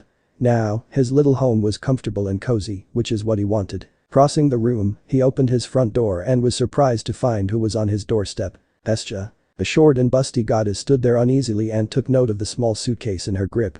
Dressed in her usual attire, she'd added a long beige coat that reached down to her knees. An uneasy look was on her face, biting the inside of her cheek. Hi Naruto. I'm sorry to be bothering you like this. The blonde shook his head, that's okay. Is everything alright? The goddess shook her head, kicking the ground with the edge of her flip-flop. I kinda need a big favor. You can say no, and I'll understand. Naruto nodded and waited for the question to be asked. Would it be okay if I came and stayed with you for a little while? Come and live with me? He repeated, surprise evident on his face. What happened to the room beneath the church? Despite how it sounded, the basement beneath the church was cozy. Naruto had seen it one evening when walking Hestia home after the deity stayed behind an extra few hours and helped him close the bakery for the night. It was far from perfect, but it was warm and provided a roof over her head. I'm not sure, but when I came back after my shift at the bakery ended, I found the church floor had collapsed and covered the basement in the rubble. There's now a big hole where the roof used to be. Hestia shuffled around on the spot. I didn't really feel safe with it being so open. Anyone could walk in. Her first thought was to visit Hephaestus and see if her old friend wouldn't mind putting her up again until she could find somewhere else to live. Now that she had a job and was putting a percentage of her valus away to save, she could afford to start renting a little apartment somewhere by herself. However, he still didn't have enough for that yet, and it wasn't a realistic option right now. She already mooched off Hephaestus for months. She didn't want to fall back into bad habits, nor did she want her oldest friend in the world to think she was trying to take advantage of her. There were other gods she could have gone to that she had good relations with, but they had problems of their own. Take Mikazuchi had only come to Arario in recent months along with his familia. From what they made, a large part went back to support their shrine in the Far East. The other god, Maich, was drowning in debt. All which remained of his familia was his captain. She couldn't put him under more strain than already felt. That left Naruto. She'd only known him for a couple of weeks, but she thought it was worth a try. If he said no, that was okay. It meant she would have. Sure, come on in. Huh? Hestia's eye went wide in surprise, glancing up at the smile that looked down at her. Naruto opened the door and stepped to the side. Oh really? It's okay. Of course. I'm not going to let my friends sleep on the streets when I've got a spare bed they can have. He explained and watched as she slowly walked inside with a dazed expression. The room is kind of bare, but there's a bed and the sheets are new and unused. We can get a wardrobe for you tomorrow if you like. Hestia idly nodded as the front door gently closed with a soft click. Slowly, her lips started to tremble, and it wasn't until she turned around and faced him did he notice the glazed look in her eyes. A sniffle broke from her body, and before Naruto could say a word, a small pair of arms wrapped themselves around his middle. A wet patch started forming on his shirt. You're such a good person. And I'm so glad we're friends. Thank you so much. Naruto blinked a few times, slightly taken aback by the outburst before laughing and returning the hug with his arm going around her slender shoulders. You're welcome. Anything to help a friend. Baked Divinity. Part 3. Huh? So this guy agreed to join your familia? Naruto asked, cleaning the surface of the counter with a cloth in hand. In front of him stood in her uniform was Hestia, though she wasn't alone. He was half annoyed with the dark-haired goddess. She'd gone on her lunch break hours ago and ended up leaving Naruto high and dry when she never came back. He thought something might have happened to her, but didn't have a chance to send a clone to look for her. The bakery had been so busy he couldn't find the right moment. The queues were going around the block. Midway through cleaning the bakery for the evening half an hour after closing the doors, Hestia came trudging in with the biggest silliest smile on her face, clutching the arm of some young teen who came half stumbling inside. Tilting his head as he got a good look at the guy, he couldn't help but compare him to a rabbit by his coloring. Light skin, red eyes like rubies and white hair stopping around his ears, he looked like the human personification of the tiny animal. He was younger than the blonde by some margin. If he had to guess, he was somewhere in his early teens judging by his height and frame. Hestia enthusiastically nodded his head, her eyes sparkling. Yup. This is Bel Cranel. The first member of the Hestia familia. Hearing his name, the white-haired teen stood a little straight and audibly gulped as he held out his hand. It's nice to meet you. When a moment passed and his hand remained idle in the air, it was Hestia who gently tapped him on the shoulder and pointed out he was holding the wrong hand out in greeting. Bel looked between his hand and Naruto a couple of times before letting out a high-pitched yelp. Naruto couldn't reciprocate the handshake since he had no hand to do so with. I'm so sorry. Naruto tilted his head and watched a younger man panic before chuckling. It's okay. Don't worry about it. Offering his hand out, Bel quickly shook it. I'm Naruto. It's nice to meet you, Bel. Gaining his bearings, Bel nodded as he tried to forget his embarrassment. It's nice to meet you too. The blonde turned to look at Hestia. I guess I can't be too mad at you for disappearing. He sighed and scratched the back of his head, but please give me some warning next time. Hestia had the good decency to look embarrassed. Sorry about that. It all happened so quickly. I kinda forgot about everything else and wanted to put my blessing on him immediately. It was the first time she'd ever given a mortal her blessing, and she wanted to make sure she did it correctly. Hephaestus had drilled the process into her head months ago. Still. A bit of warning next time would be appreciated. He reached behind the counter and threw a cloth towards Hestia. You can make it up to me by helping me with the cleaning. Yes, boss. Hestia gave a salute, one mimicked by Belle as the goddess got started, ensuring the interior was spotless and ready for tomorrow. Would you like me to clean too, goddess? Belle asked, stepping forward. Inwardly, he was surprised. He didn't know the gods and goddesses from Tenkai had normal jobs, on top of leading their familias. He was visibly taken aback when his new patron told him she was employed at a local bakery. Sure, that would be a big help. Hestia replied, though regretted her words as a hand came down and poked her on the forehead. Hey. This is your job, not Belle's.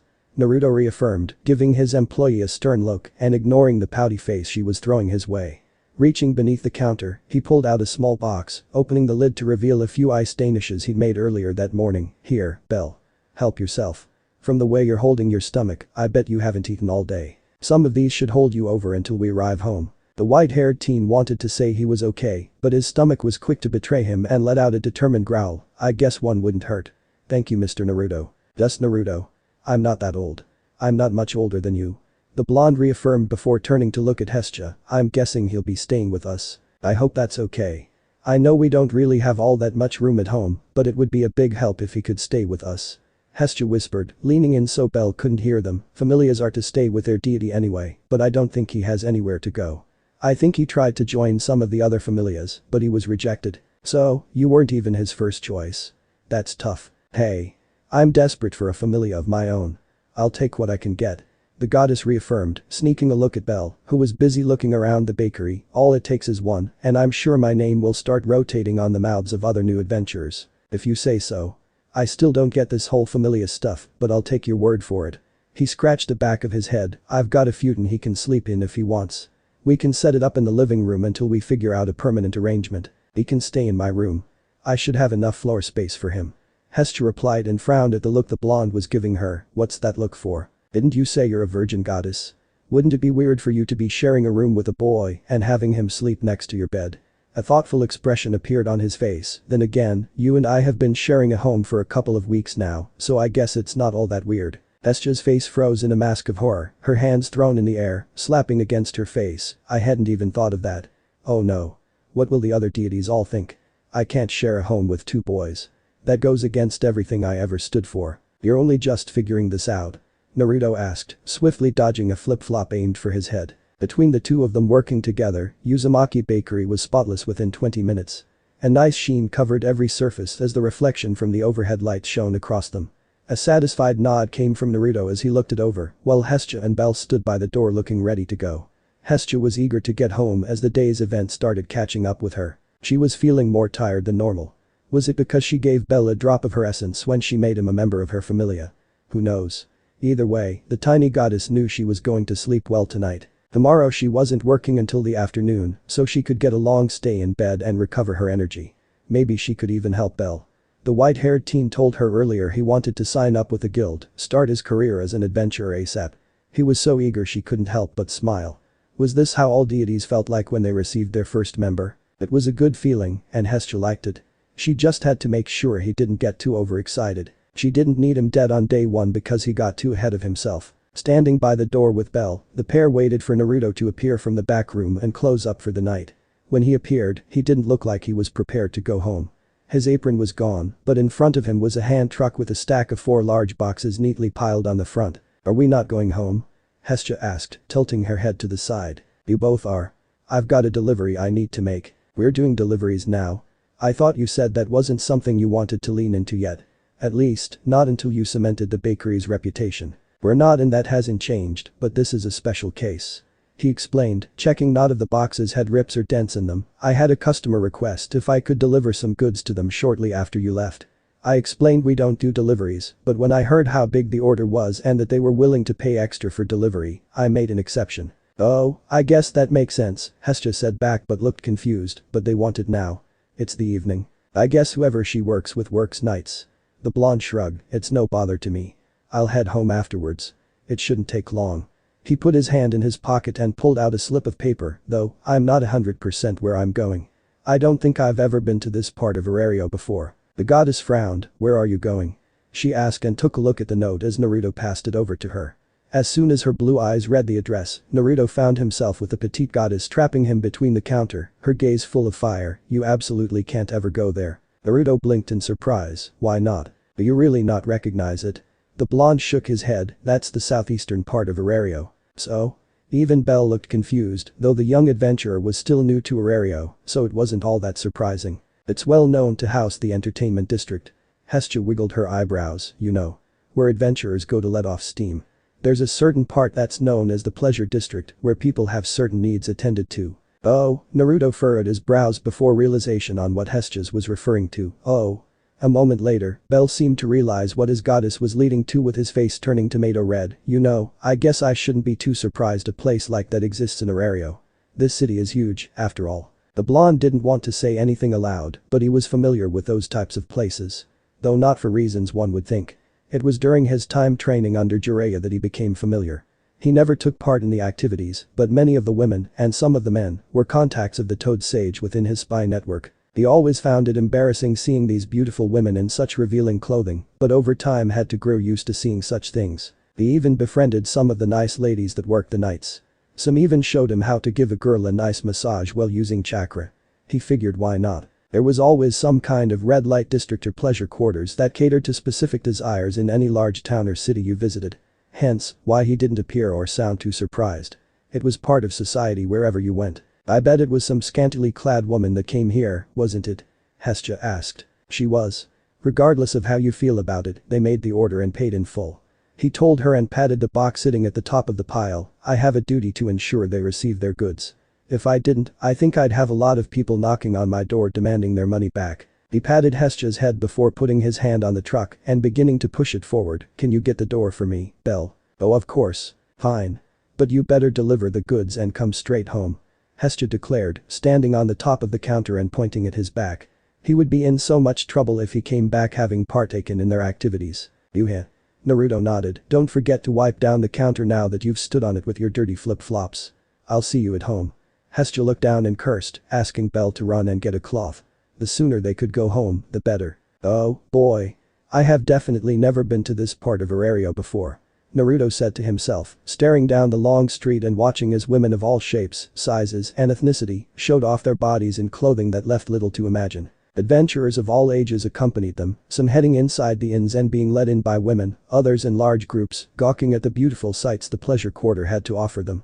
The area was lit up with a pinkish hue, as if signaling to customers of their arrival to the land of sin. "I think I can see why Hestia wanted me to stay clear of this place. This would be a virgin goddess' worst nightmare." As soon as he started walking, he drew the attention of women as he passed them by. Some gave him momentary glances, though turned away when they noticed his lack of a right arm. Others didn't appear deterred, winking in his direction and motioning for him to come to talk with them. As lovely as he was sure they were, he had a job to do. After 10 minutes passed, he found himself stationary by the side of the street scratching his head, the delivery resting against the wall. The address he was given didn't really give him much information. It was just a symbol he didn't recognize. A short distance away, coming from an alleyway, 2 young women spotted his confusion and saw a potential target for their affections for one evening. One moment, Naruto was looking at the note, and the next thing he knew, a tanned hand cupped his face beneath the chin. Hello. Hey there, handsome. How about you come and spend the night with me?" The first asked, her short silver locks betraying her youthful appearance. The second girl looked like the younger of the pair and ran 2 fingers across his shoulders. No. Come and stay with me, baby. I'll show you a good time." Naruto chuckled as he maneuvered around them. Both of them dressed in scantily clad clothing and showed off the curvatures of their bodies. If he had to guess by their appearance, he'd say they were Amazons.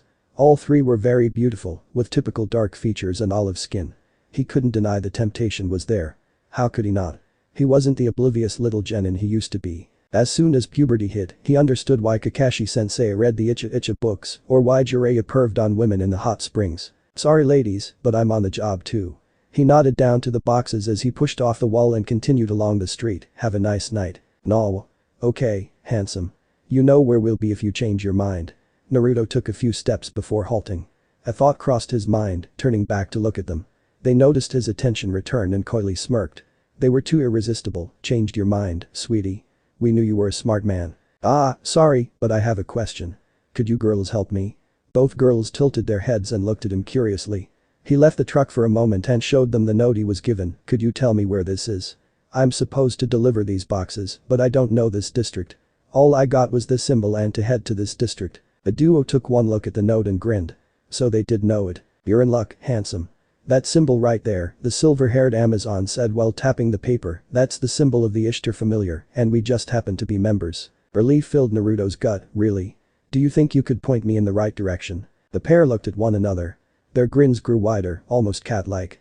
Before Naruto knew what was happening, the silver-haired Amazon took the truck and started pushing it along the street while the orange-clad girl looped her arm through his. Sure, we'll help you. Perhaps we could even convince you to stay for a little while. She said, running her other hand down his arm. I'm Lena, and that's Samira. I'm Naruto, he introduced, thank you for helping me. You're welcome, Lena giggled, I like this one, Samira. He's so polite. I do too. The Silvernet looked over her shoulder, smirking as she stared at the bonded. So, are you part of a familia, Naruto? Naruto shook his head, nope. Just a simple baker. I haven't been in Arario long, but I'm enjoying getting to meet so many new faces. He looked around them, glancing at the variety of buildings. Are all the buildings in this place so diverse? We get clientele from all over the world. Arario's at the center, and it's only natural we try to cater to our visitors. Lena told him, her grip tightening on his arm, we want our guests to feel comfortable. As if they were back at home. She motioned for him to walk. Samira led the way, Naruto and Lena following closely behind as they made idle chat. The younger Amazon was very upbeat and seemed excited to talk with him. Speaking of Tiona, I wonder where she is in the dungeon right now. He hoped she was okay. They walked and weaved through the streets for 15 minutes, with Naruto watching and observing as women and some men pulled their prey into their clutches, half dragging them inside the inn they worked for and disappearing in a fit of laughs and grunts. It was like he was stepping into another world. He'd crossed a threshold and walked into the land of sin and debauchery. The sights. The scents. The sounds. They overwhelmed the senses. He wouldn't admit it aloud, but he felt his own blood begin to heat up. Eventually, the vast interior of the pleasure quarter gave way, and Naruto found himself being led through a large stone courtyard. At the far end, he found himself staring up at an enormous tower that went narrower the higher it went. Pink lights lit up the bottom and got darker until the top half of the building was covered by the night, giving it an ominous feeling. It wasn't as tall as Babel Tower, but it was close. A large gate and wall surrounded it, though the gate was wide open with 2 guards placed on either side. Your prey for tonight. One of the guards, also an Amazon. Yeah, but he doesn't know it yet. Samira grinned before nodding to the boxes on the truck. He's delivering some goods to the familia. I think it's the delivery Sherry told us to be on the lookout for. You know what it is? No idea, but I doubt it's anything harmful. She pointed her thumb to Naruto, who merely smiled and waved, though it wasn't easy with Lena still clinging to his only arm. The guy's harmless. Fair enough, the guard leaned in with a frown on her face. This guy, though? He doesn't look like much. Samira shrugged, he seems sweet. It's mostly for Lena, but I can't deny I wouldn't mind a piece of him. He might only have one arm, but I know a warrior's body when I see one. As an Amazon, she knew a warrior when she saw one. His body might have been clothed, but she could feel the might of a warrior shrouding him. Not to mention, she could see the way Lena was feeling his bicep and gave her a cheeky wink, as if to say she liked what she felt. Lead through the gate and a large set of doors, the blonde baker couldn't help but marvel at the interior of the tower. It was so fancy looking with paintings and murals decorating the golden walls with red carpets across the floor and diamond chandeliers hanging from the ceiling. A large set of grand stairs sat in the center that led up to a second level and multiple hallways leading off to parts unknown within the tower. Wow. So, this is your home? He asked, it's beautiful. Thanks for saying so, handsome. Samira motioned for him to follow, still pushing the truck as she and Lena led him down a hallway to the right. It's a bit grandiose for my liking, but I can't complain. We Amazons don't really care about such things. What kind of things do you care about? Lena was the one who answered, simpler things. Like, strength, fighting, strong men, birth. She bumped her hip against his, sex. She wiggled her eyebrows with both herself and Samira smirking as they stopped at a set of doors at the end of the hallway. The room was extravagant like the foyer, with comfortable sofas made of the purest fabric in a rectangle formation and coffee tables in the middle. Walking inside, Naruto was quick to notice someone was already inside, her legs perched on one of the tables. Like Samira and Lena, she was an Amazon and appeared older than both. There was a mature air around her in comparison, though she was no less beautiful. If Naruto was honest, he felt his blood heat up another degree when he saw her. Long dark hair was down her back and obscured her right eye, with red lipstick which complemented her violet eyes. Her clothes, if they could be called that, was little more than a purple piece of fabric wrapping around her breasts with golden jewelry covered her arms, ankles and stomach. A see-through sarong wrapped around her waist, glittering against the light. Wow. He thought. He wondered if the woman could read minds because her expression turned coy and smirked. The blonde felt like a mouse being preyed upon by a cat. "Aisha, what are you doing here? You're not out tonight." "Samira, Lena." She greeted, standing up and wandered over to the trio. "I'm taking some time for myself tonight. The men and women of our area will still be there tomorrow." Her eyes wandered over Naruto's body. "Who's your friend?" "This is Naruto. He's delivering those goods Sherry told us about earlier." Lena pinched Naruto's cheek. "He looked so lost and helpless out in the quarter, so we thought we'd help and show him the way." "How good of you, Lena." She prowled around the tall blonde, as if examining him from head to foot with a mischievous glint in her eye. "I'm Aisha. It's lovely to meet you, Naruto." Even her voice had a husky tone to it that sent shivers down his spine. "It's nice to meet you too. So, what do you have for us?" Sherry didn't tell us what she ordered. "Let me show you," he replied. Slipping out of Lena's embrace, much to the disappointment of the young Amazon, he carefully picked up each box, laying them across the largest coffee table. "I own a bakery, and your friend, Sherry, placed a big order and asked if I could bring them over in the evening, since you girls work nights." He flipped the lids open with all three Amazons leaning over to get a look inside. All three sets of eyes widened while Lena was already beginning to lick her lips. A whole variety of baked goods sat inside the 4 boxes. Some they recognized, while others they stared at in wonder, the aroma drifting through their sense of smell and making their stomachs rumble in desire. "It all smells so good," Lena said. Samira nodded in agreement. "It really does. If I knew these were in there, I would have helped myself to a couple on the way here." The blonde smiled at their enthusiasm. The first to reach into one of the boxes was Aisha. He watched her trying to pick where to start before pulling out one of the cakes wrapped in cling film for added protection. She inspected it, making a small rip in the covering and letting the scent drift through her nose. "I can smell coffee. Some kind of coffee cake." The blonde nodded and walked next to her, gently prying off the cling film and putting it to the side. "It's a blueberry and cream coffee cake." Aisha's mouth formed a tiny O shape. "Those dark patches on the crust are the blueberries. It gives it a bit of a fruity kick." Absently nodding, Aisha broke off a large piece with her hands and took a large bite, passing over the rest to Samira, who gave it a quick inspection. That's delicious." Aisha muttered quietly and soon heard Samira say the same thing as she took a chunk for herself. "You made all this by yourself." "I had some help, but all the recipes are up here." He tapped his head. At the same time, Lena was grabbing some spiced cookies in another box and quickly found herself demolishing them off. Her face lit up like a kid. Behind her, by the doors, he noticed more girls, all of whom were Amazons, trickle into the room and make their way around the coffee table. Aisha, however, was keeping his attention firmly on her. My, what a talent you have." Aisha took his hand into her own. "You made all this with this hand." When he nodded, his face went red when he found Aisha taking his index finger and putting it in her mouth.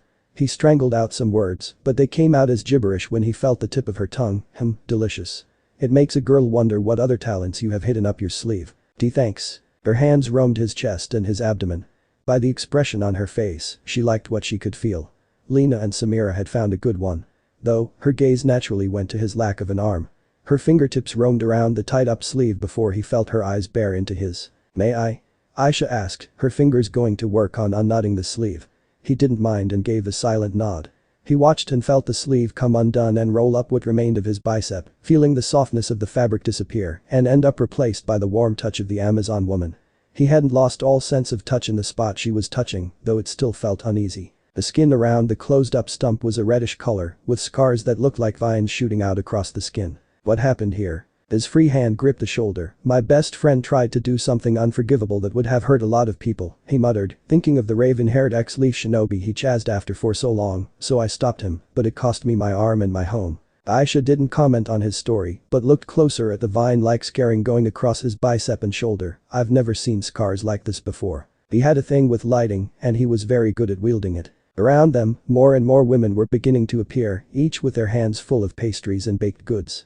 Lena and Samira appeared to have forgotten all about Naruto still being in the room, not appearing bothered by Aisha leading him to a nearby couch and taking up the spot next to him. Cupcakes of various flavors were being passed around, as were the pieces of shortbread and Rocky and honey muffins. This went on for a good 15 minutes as the contents of the box got lower and lower, until finally, "Oh my God.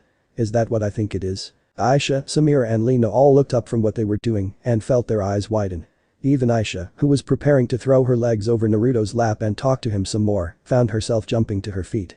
Every Amazon grouped around the girl who spoke aloud and looked at the object in her hands. "Is that a tea Telskirin Nafit?" Nafa, a delicious and rich treat made with unripened cheese, baked in shredded phyllo dough before being soaked in syrup.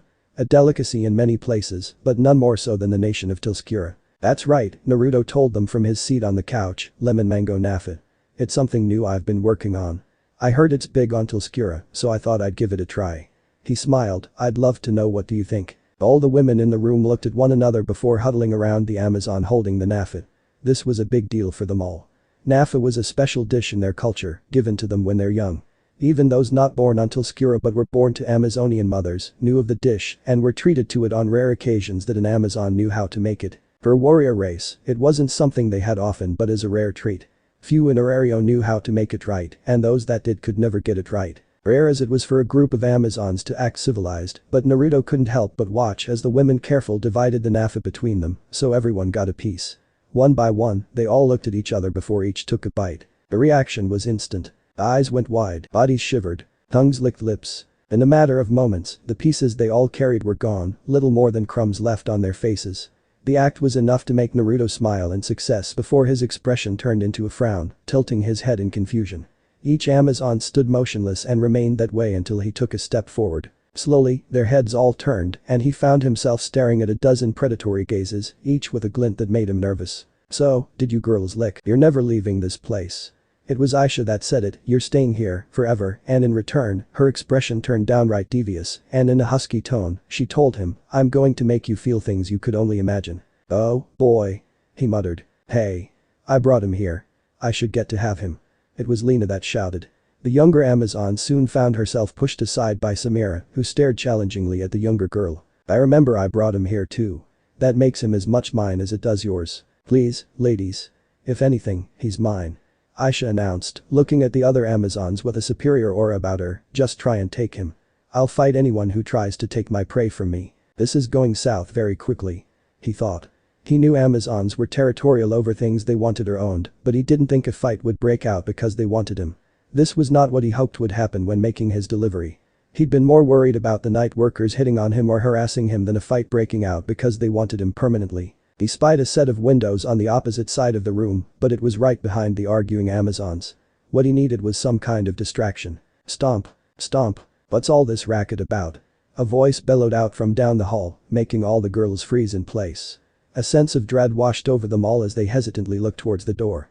They didn't have to wait long as an enormous woman pushed her way, easily towering over every woman in the room, as well as the blonde shinobi. Her frog-like features were the first thing he noticed, her eyes reminding him of his own when using senjutsu.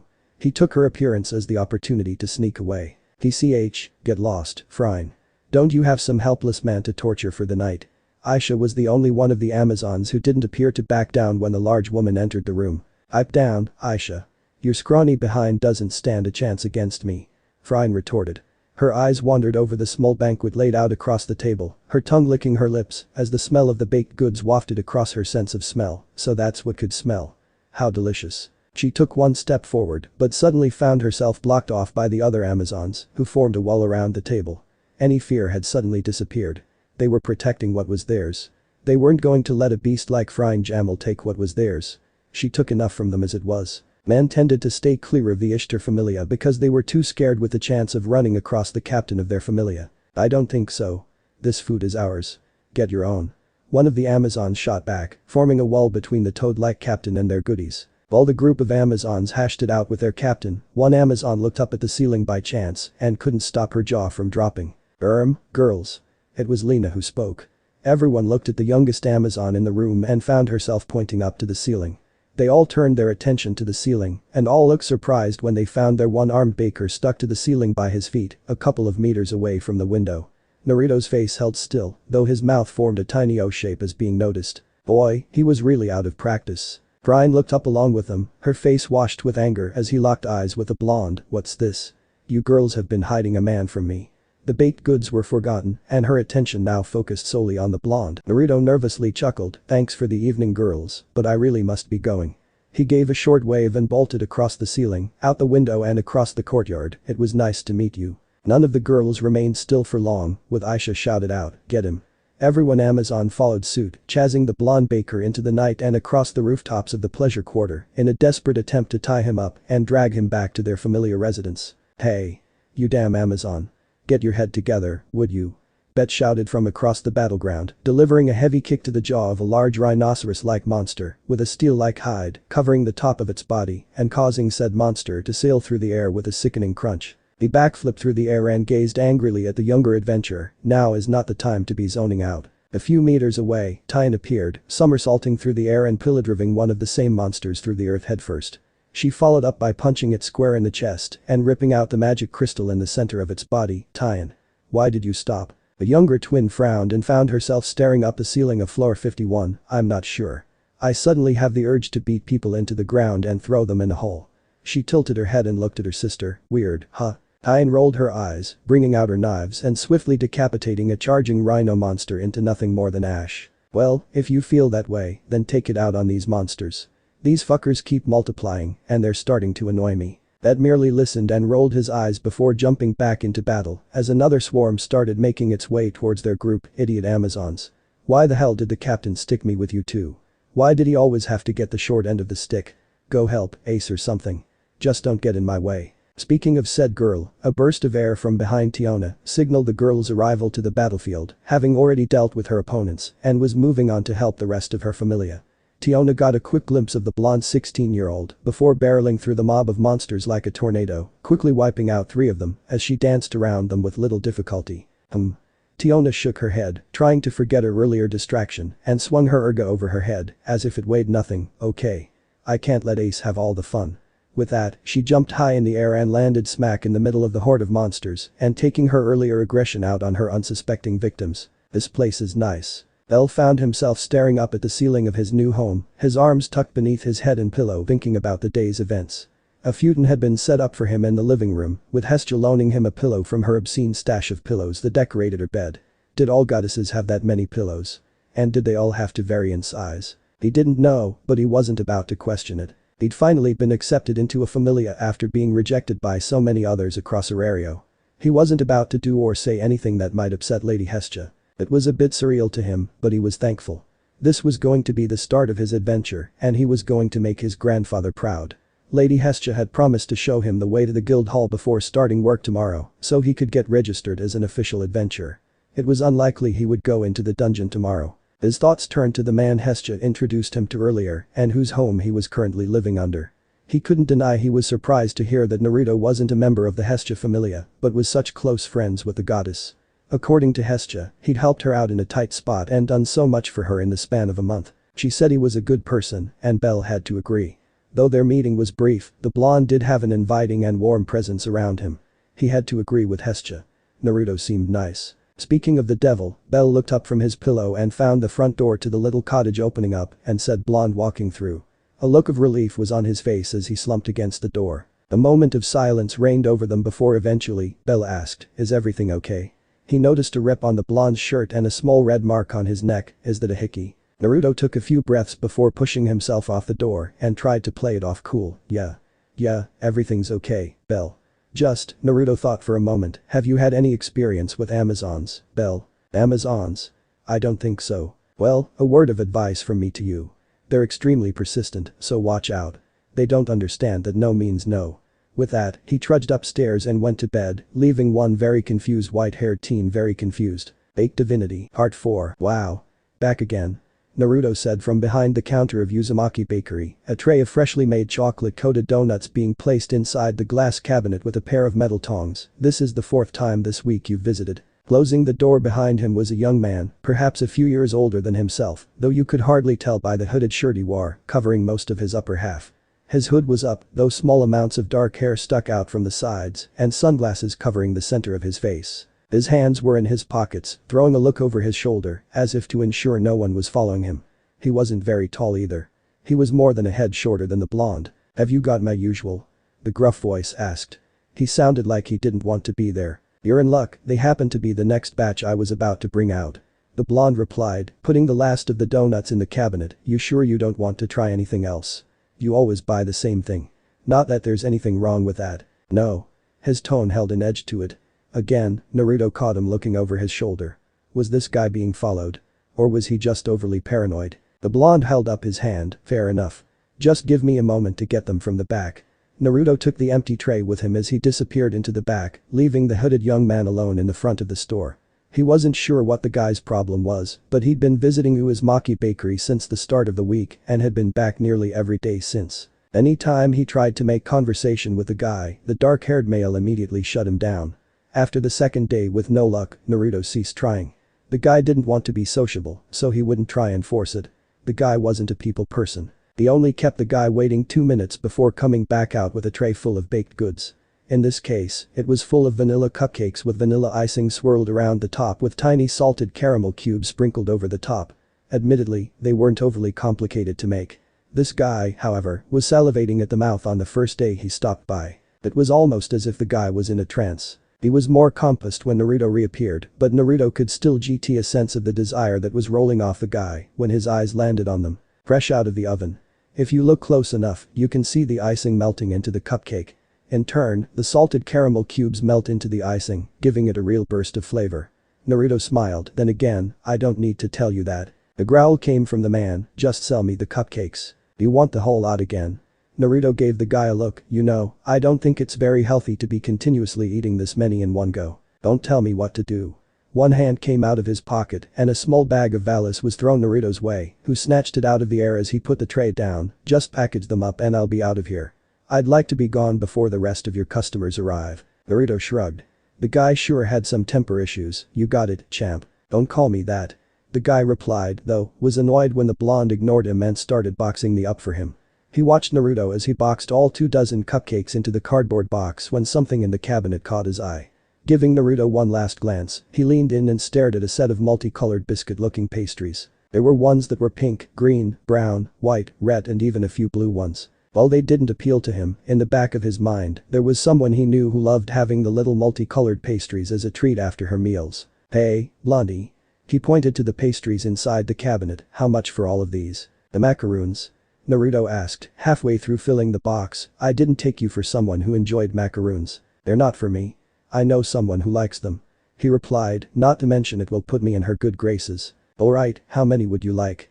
Naruto asked, grabbing a smaller box big enough to house the multicolored biscuits and placing it on the counter. Instead of using the tongs, he slipped on a glove, masterfully done given he only had one hand. All of them. I'll take all of them. Naruto looked up at him from the corner of his eyes as he delicately picked them up and placed them in the box, styled in the shape of a small pyramid. That's going to cost you more. The dark-haired young man didn't say anything. Instead, threw another small bag of Valis. I didn't even tell you how much the macaroons will be. It doesn't matter. There's enough in there to cover the cost. He replied, unless you doubt me. Naruto made a face, you're not the most sociable person around, are you? It wasn't a question but rather a statement. He didn't get a response, only a glare as he went about boxing them out. By the time the macaroons and the cupcakes were boxed and sealed, they disappeared from the counter and ended up in the arms of the man. Before the blonde baker could say anything, he left the bakery with silent steps, the only sound he made being the door opening and closing. What a strange guy. Strange, but dangerous. Within the seal, one ruby eye belonging to Kurama partially opened, having listened to the brief conversation. Apart from gods and goddesses that visit, he might be the strongest person we've met. Even stronger than those twin Amazons. Yeah, I figured as much. Naruto leaned on the counter, propping himself up with his elbow. I wonder who's his familia. Tiona and her sister are level 5 adventurers, but if this guy is stronger, he must be level 6. I think the Loki familia have a couple of level 6s, he tapped his cheek, I think the other was the Freya familia, right? Hell, if I know. Kurama replied, who closed his eye, you'd kick his ass if he tried anything. At least, as long as you haven't grown too soft in these peaceful years. Soft? I can still kick your ass if I need to. All he got from Kurama was a snort, with the nine-tailed Biju returning to his slumber as the blonde mentally shook his fist at the orange furball. It wouldn't be long before his next customer arrived and quickly disappeared into the back to fill the now empty spots in the cabinet. He'd needed a few clones to whip up a batch of something. Maybe more cupcakes since his last fresh batch were all gone. Maybe strawberry frosting. So good. A low voice muttered as a figure sat against a window with his back resting against the wall. An open box sat to his right with multiple cake wrappers lying idly on the floor around him, though no crumbs were visible, having been licked clean.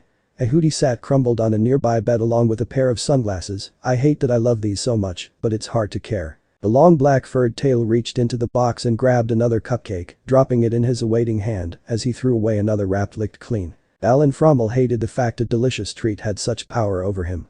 Ever since he was a little boy, vanilla had been his favorite flavor. It all stemmed from his youth when his mother would make delicious treats infused with vanilla in the early mornings, tempting him awake with a rich and sweet smell. Walking into the kitchen as a young boy, he'd awaken to watch his mother finishing off the cakes by topping them with icing, giving him a smile that was cemented in his mind and heart. It was one of his earliest memories. One he kept close to the chest. Now, his entire life and being was meant for one thing, and that was to protect and serve his goddess.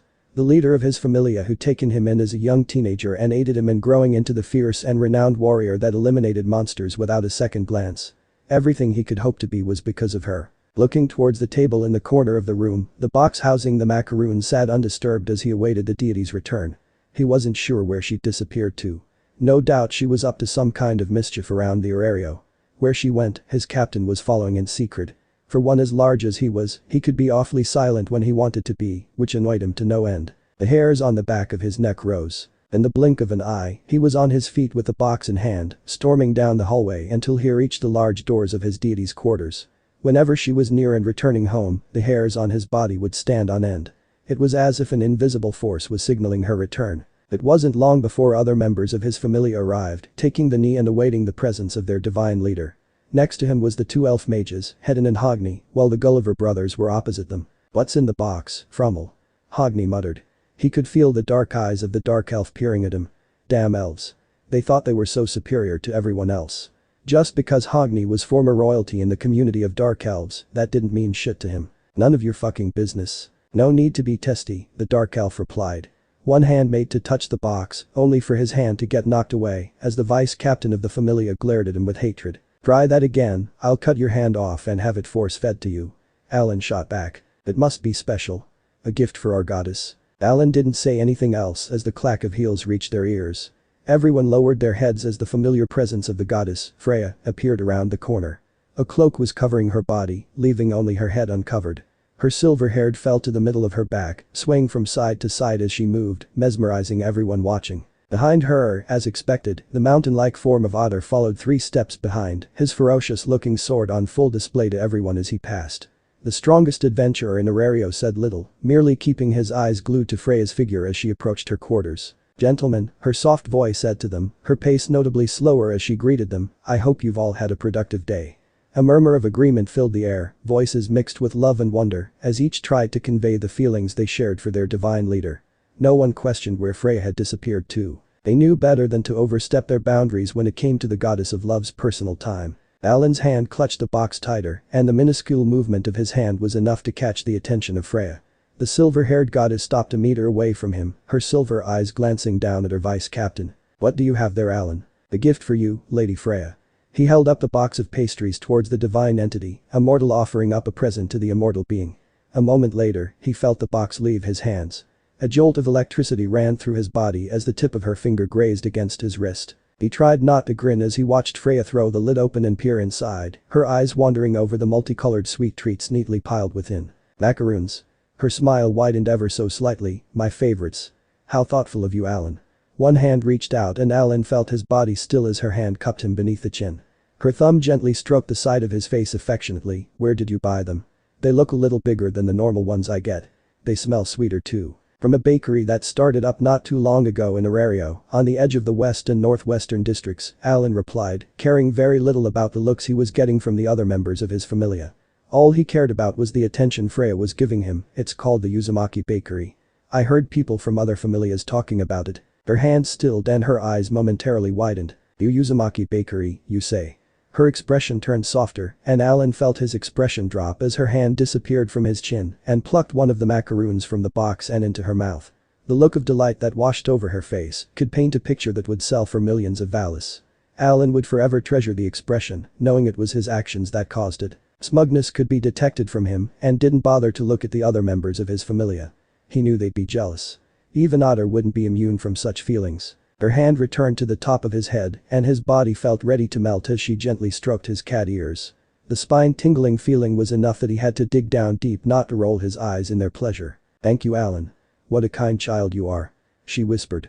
She stood there for a few moments longer before her hand left Alan and the goddess disappeared behind the set of doors, a loud thoom sound ringing out as they closed behind her. The rest of the day, the vice captain of the Freya Familia walked around with a smug grin on his face, ignoring the jealous looks he was getting from his fellow adventurers. Uzumaki Bakery. So, he came home all caked in blood. Is he okay? Naruto asked, handing a wrapped box over to a patiently waiting client. Hestia was beside him, a tray of fresh donuts with pink icing and multicolored sprinkles being delicately placed into the glass cabinet by a metal tong. He didn't get blood all over the rug, did he? I only got that the other week, and blood is a pain in the butt to get out of fabric. My only familiar member comes home in the early hours of the morning caked in his own blood, and you're worried about the rug. Hestia replied, placing the last donut in the cabinet and frowning unhappily at the tall blonde. Naruto shrugged, serving to make the frown deepen. Mau, you big bully. Hey. It's not like I'm not worried about the guy, but that rug was expensive. It cost him a fair amount of valis, and he doubted the vendor would take returns. How is he? He's fine, though, he gave me such a fright. Hestia wiped her brow. I used the first aid kit we have at home and patched him up as best as I could. The fauna in his body should do the rest. He's tucked away in bed, resting for the day. The only member of her familia had given her quite the scare when he stumbled up to their home. From the state he was in, it was a miracle he was still standing. Cuts were covering most of his body with patches of blood numerous from head to toe. She wasn't able to get an answer from him, his consciousness finally giving up the moment he fell into her arms. She'd be sure to question him when he woke up. She didn't enjoy seeing Belle come home in such a state. Though, a part of her had to wonder. His stats worried her a little, not that she'd ever say anything to the white-haired teen. She hadn't said anything to Belle, nor Naruto, but her white-haired adventurer had gained a skill, and it worried her. Lyris Freeze, otherwise known as Fast Growth. How in the world did Belle gain such a skill in such a short time?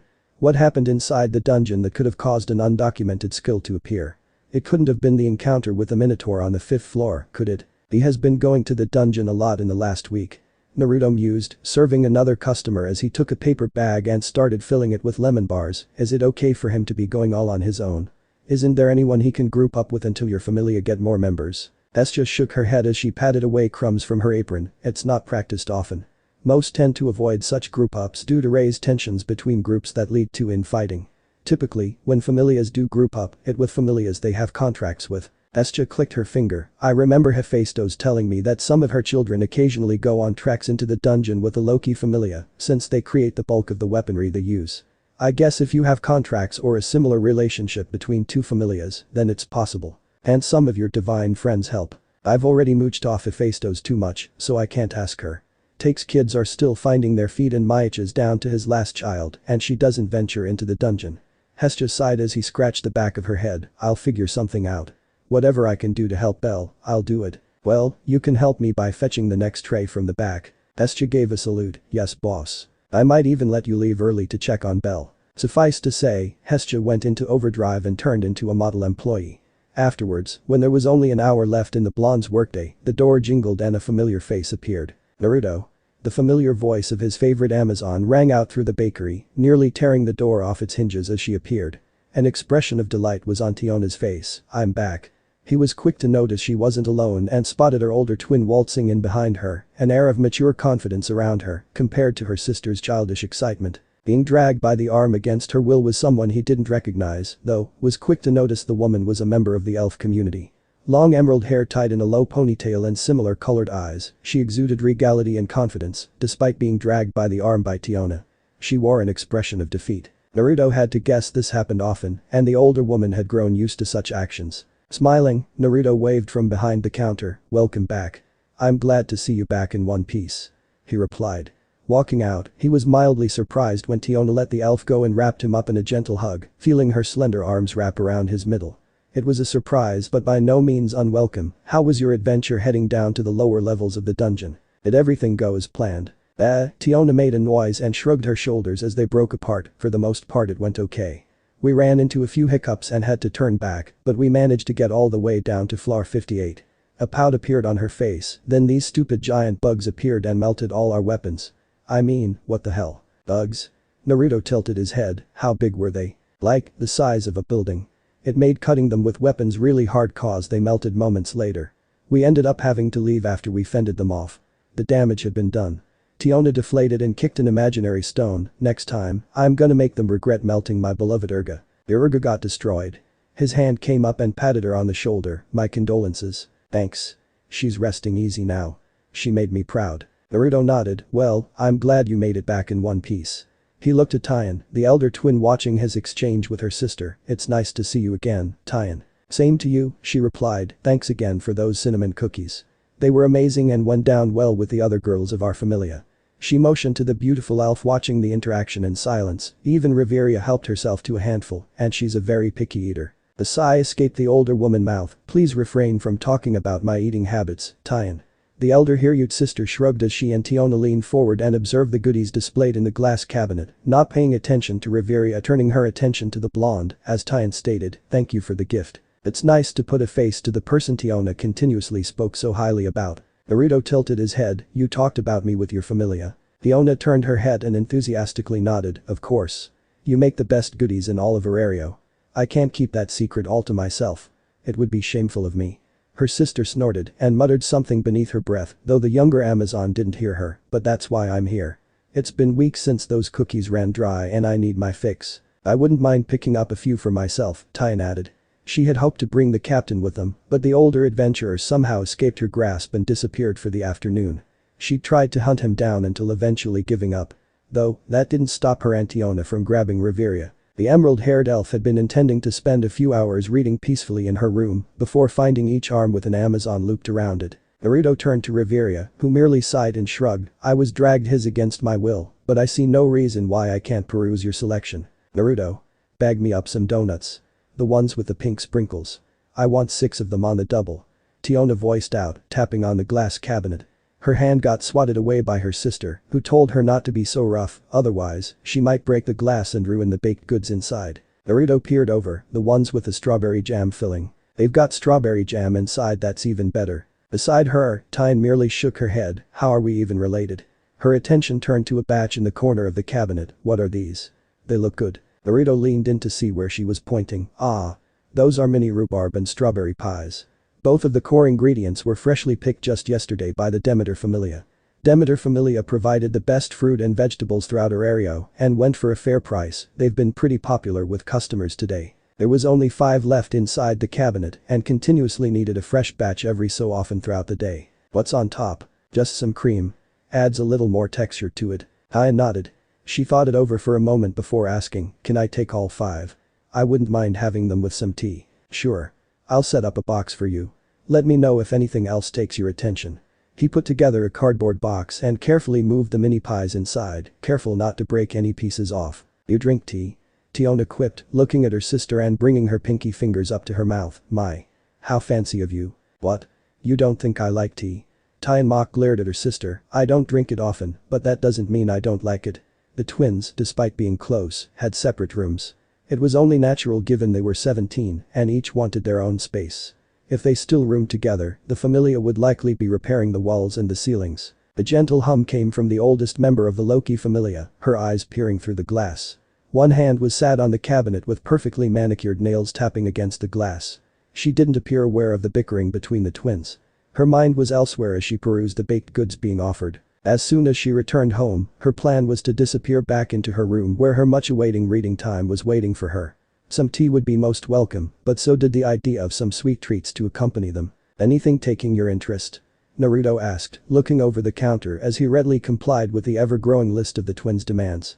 He hoped the boxes held, otherwise they may overflow with pastries. Reveria briefly looked at him, they all look ideal and presentable. I can see you've put in a lot of care and work when making them. She trailed along with the cabinet before her gaze rested on a cake in the corner of the cabinet. What's this one? A coffee cake. It was beautiful to look at. It was baked in the shape of a lotus flower with dark patches covering all sides with icing sprinkled across the top. It was the size of a small plate and was a lovely dark brown-orange color. Naruto nodded, that's right. It's a blueberry and cream coffee cake. Freshly made today. That's right. Reveria hummed to herself again before giving a slight nod to the blonde baker, I'll take it. Alright. I'll wrap it up for you. It'll be 250 valis. A reasonable price. The emerald-haired elf replied and tucked her hand into the small pouch she kept on her, sitting behind the first layer of her robes. Pulling out the necessary coin, she couldn't stop herself from observing the blonde as he worked. For a man with one arm, it's impressive to see you're not impaired by the loss of your limb. You work fast and efficiently. Naruto looked up from the task at hand and smiled kindly, that's kind of you to say. It was an adjustment at first, but put in enough hard work and dedication, I find you can overcome most obstacles. That's how I choose to look at things. How did you lose it? The blonde went to speak, but was beaten to the punch by Tiona, who put her left arm in the air. Oh. I know. I know. She declared, he lost it fighting his best friend, who was trying to stage a world revolution and take over the world. A single eyebrow rose on the face of the elf, who looked to the more mature Hiryu twin for an answer. All she got back was a shrug and motion to her sister. You hit, Reveria said, not believing the story for a moment. Deciding not to dwell on the answer since she didn't know anything about the young man, other than what Tiona had told her, she handed the valise over to Naruto and watched him place the currency into the till. With the orange ribbon tied around the box, she took hold of it with a satisfied expression on her face. Yes, the cake would go very well with her late afternoon tea. Hey, Naruto, what are you doing in 3 days? Tiona asked, leaning on the counter with her elbows as the blonde stored her purchases away. In 3 days? The blonde thought about it before saying, I'll probably be here, I guess. He finished wrapping the box and looked at her. Why? What do you have in mind? Monsterphilia, of course. Naruto tilted his head. What's that? I can't say I've heard of that before. It's a festival.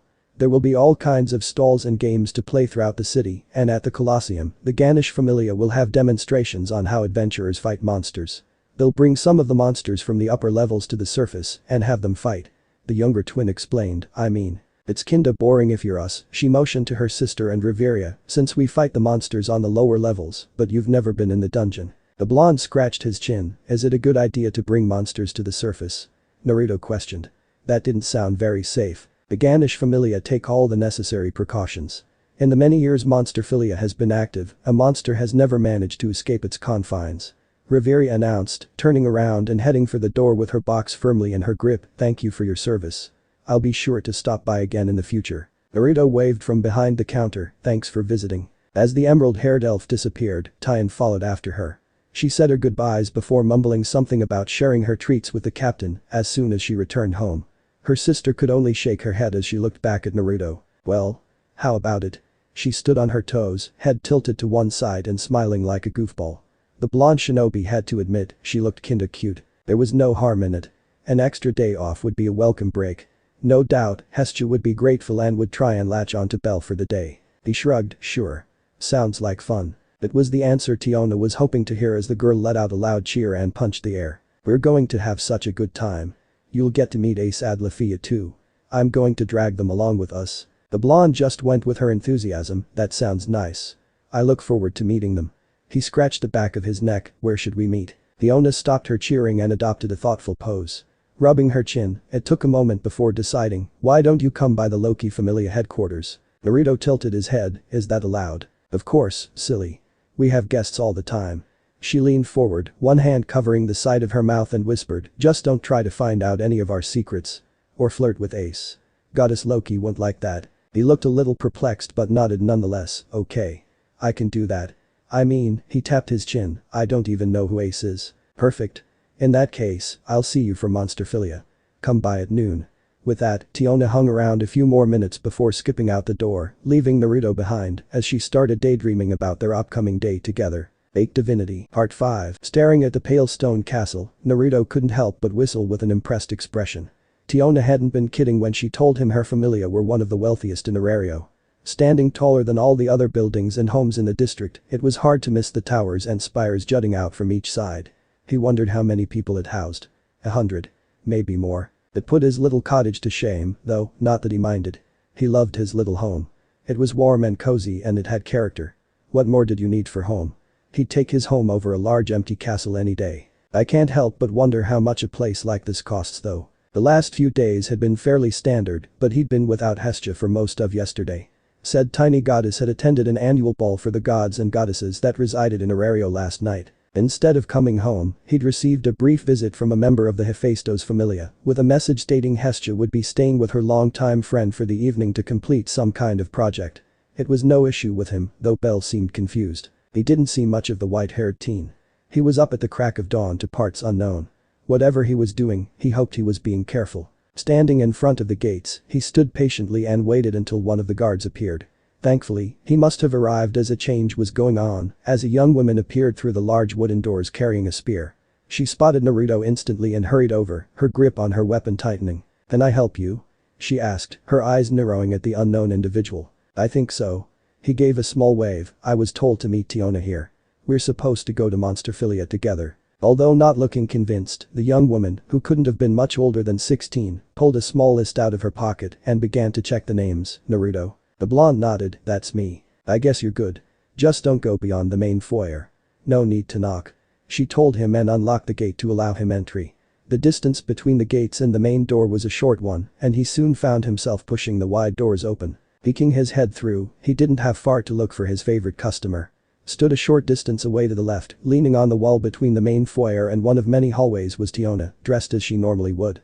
As always, her sister was with her, stood a few feet in front with her back to Naruto, while another young woman leaned on the side of the wall next to the Amazons. He didn't recognize her, but he could tell she was an elf by the pointy ears and unblemished perfect skin. Her hair was auburn and tied into a ponytail, wearing clothes a mixture of pink and white. Stepping inside, the sound of the door closing behind him was enough for the three girls to look his way. He gave a small wave and smiled. Hi. Naruto. You came. Tiona cheered and skipped out to meet him. Like the other day, he was mildly surprised by the hug around the torso, feeling her slender arms snaking around him.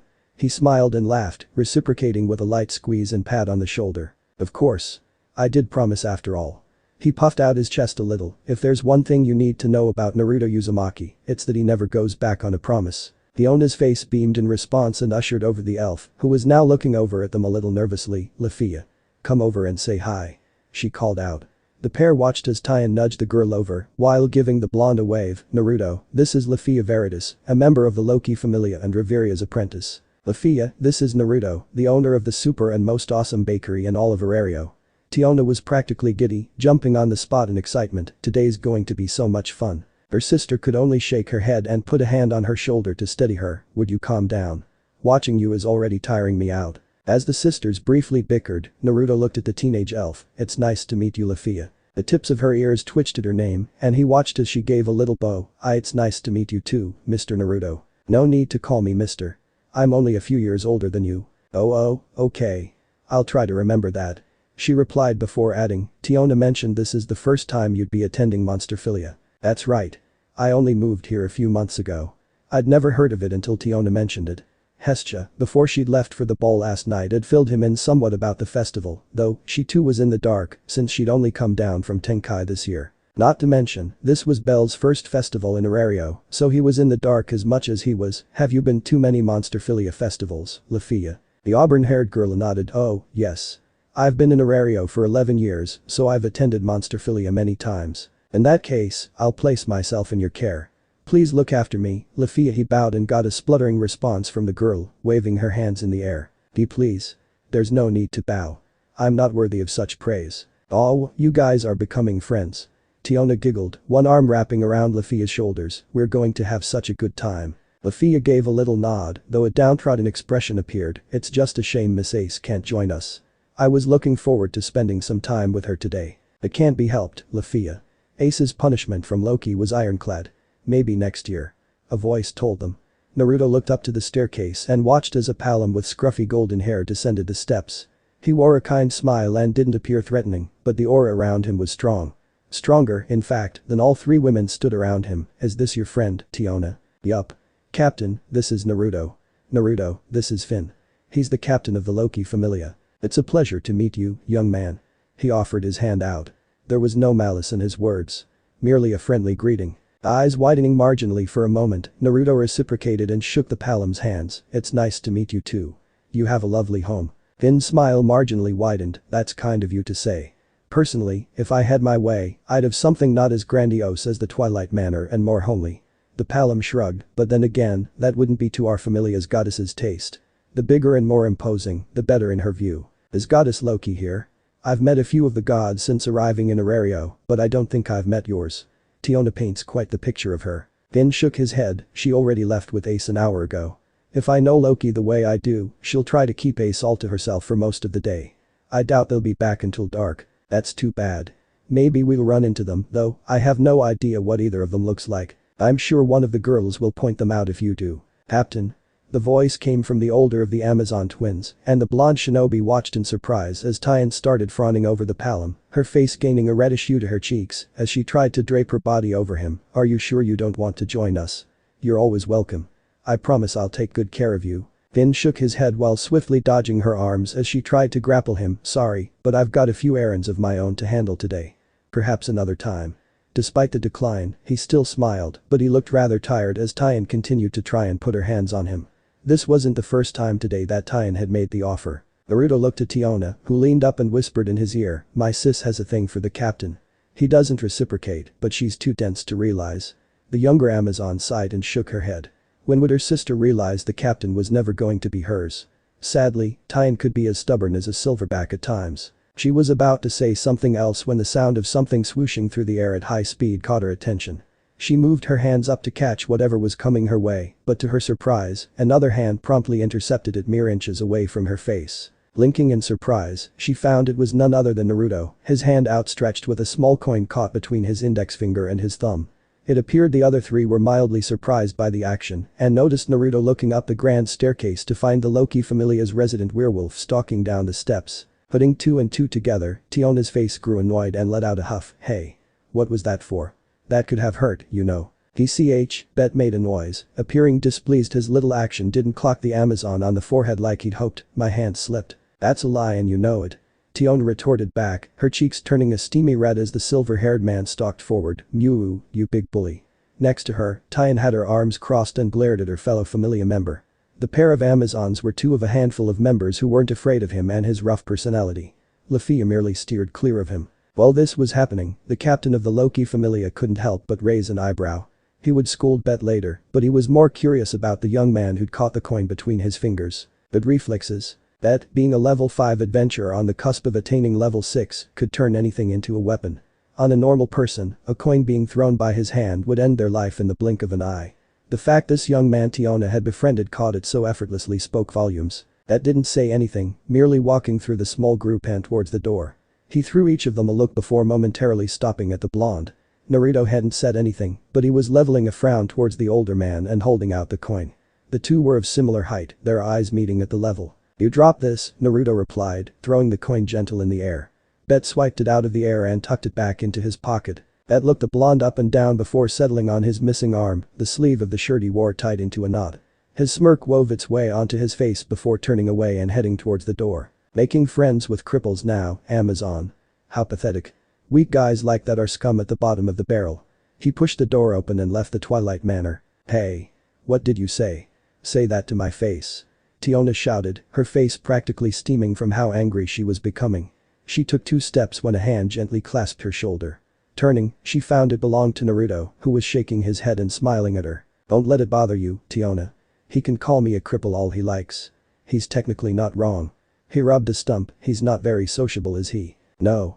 The response came from Tyan, Lafia and surprisingly, Finn. Fiona's face puffed out and the blonde felt her take a step towards him, her head still looking towards the door, and gently nudged him with her hip. "It doesn't matter. Next time I see him, I'll make him pay." She punched a fist into the opposing palm. "I'll clobber that big doofus into the ground." It wasn't much longer before the group headed out, with said blonde and 3 girls saying their goodbyes to the captain of the Loki familia.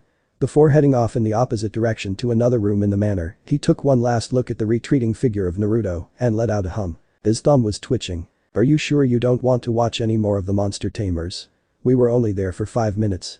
Tyan asked, tilting her head as she watched Naruto and Tiona walk ahead of them. Lafia was by her side, looking around with a content expression. "I think I heard they had a sword stag later on. That should be cool to watch." Naruto looked over his shoulder at the older Hiryu twin. "That's okay. I think I've got a good idea of what happens."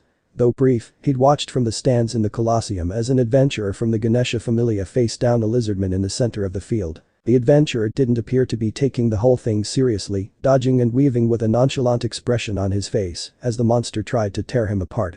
According to Lafia, the man was a level 3 adventurer, meaning he was more than capable of handling a single lizardman on his own. Still, the blonde couldn't help but think the guy was being overconfident and lost interest in the whole affair after the monster was killed. "So, what should we do?" "Oh. This way. This way." Fiona's hand grabbed the blonde's wrist and led him over to a nearby stand, not giving Tyan the time to reply. The elder twin and the elf watched as they bundled around a stand selling chili, operated by an elderly woman behind it with a kind smile. Multiple large cookers sat on the top with bowls and spoons laid high. Each took a bowl and started looking in each one. "This Tyan, can I ask you a question?" Taking her eyes off the pair, Tyan looked at Lafia. "Sure, Lafia. What is it? Well, I know this is none of my business. The elf pushed her index fingers together. I couldn't help but notice how happy Miss Tiona looks when Mr. Naruto appeared earlier, and how she's been glued to his side ever since we left the manor. Could it be that your sister likes him? Diane tiled her head, likes him. Well, they are friends after all. Well, no, that's not exactly what I mean. I mean in the sense of, Lafia started and gulped as she finished her sentence, does she like him? As in more than a friend. More than a friend. Tyan replied, frowning before quickly understanding what Lafia was trying to get at. Oh. You mean, does she have feelings for him? The elf nodded her head, no. No way. This is Tiona we're talking about. She's like that with everyone. My sister doesn't know the first thing about romantic love. Tyan wanted to laugh. The very idea that her ditzy and often absent-minded sister could be falling in love was preposterous. Tiona was overly friendly with everyone. Hot. Hot. BFFTTTT. Tyan and Lafia both looked back in the direction of the chili stand and became mildly amused as the blonde baker was jumping up and down like a madman, holding his mouth. If they had to guess, he must have tried one of the hotter bowls of chili and was regretting the decision. Next to him, Tiona was laughing and trying not to spill her bowl of chili at the same time. Tyan shook her head and spoke, they're just friends. Tiona's like that with everyone. I don't see it. She stopped talking and watched as her younger twin put down her chili, grabbed a napkin and wiped the sauce off his mouth. Then, she forced a cup of milk down his throat. After a moment of silence, the blonde let out a sigh, the burning in his mouth disappearing, and appeared to thank her. Tiona merely smiled and laughed. Then she did something Tyan had never seen her do before. Something so daring on Tiona's part that Lafia's words now had some weight to them. Her free hand came up and rested on the baker's bicep. And then she squeezed. Tyan's mouth dropped and her eyes widened. Could it be? Did the impossible happen? Did her sister have a crush? Or dare she say, have feelings for the blonde? As Amazons, it was in their nature to feel attracted to strong men. In their mindset, strong mates meant strong children in the future. It was how she initially fell in love with the captain. For Tiona to feel something akin to that for the baker was both shocking and unsettling. It was nothing against the blonde, but he wasn't exactly the poster boy for guys their race would want to throw over their shoulders, take to bed and have their way with. The lack of his arms certainly acted against him, despite the lean and muscled body he had packing beneath his clothes. There may have been something there, but Tyan had never pictured her sister would find him romantically interesting. She couldn't help but wonder if Tiona was aware of this growing development. Her sister usually had her head in the clouds, so would she even notice what her actions looked like? She stood there watching for a couple of minutes, watching as it was her sister's turn to start dancing around like a madwoman as the chili burned her mouth. This Tyan. What are you thinking? Lafia asked. Her Amazon friend and companion had been oddly silent for a while as she stared at the duo. I think, Tiona started as rested a hand beneath her chin, you might be on to something, Lafia. I am? You are. Don't say anything to them.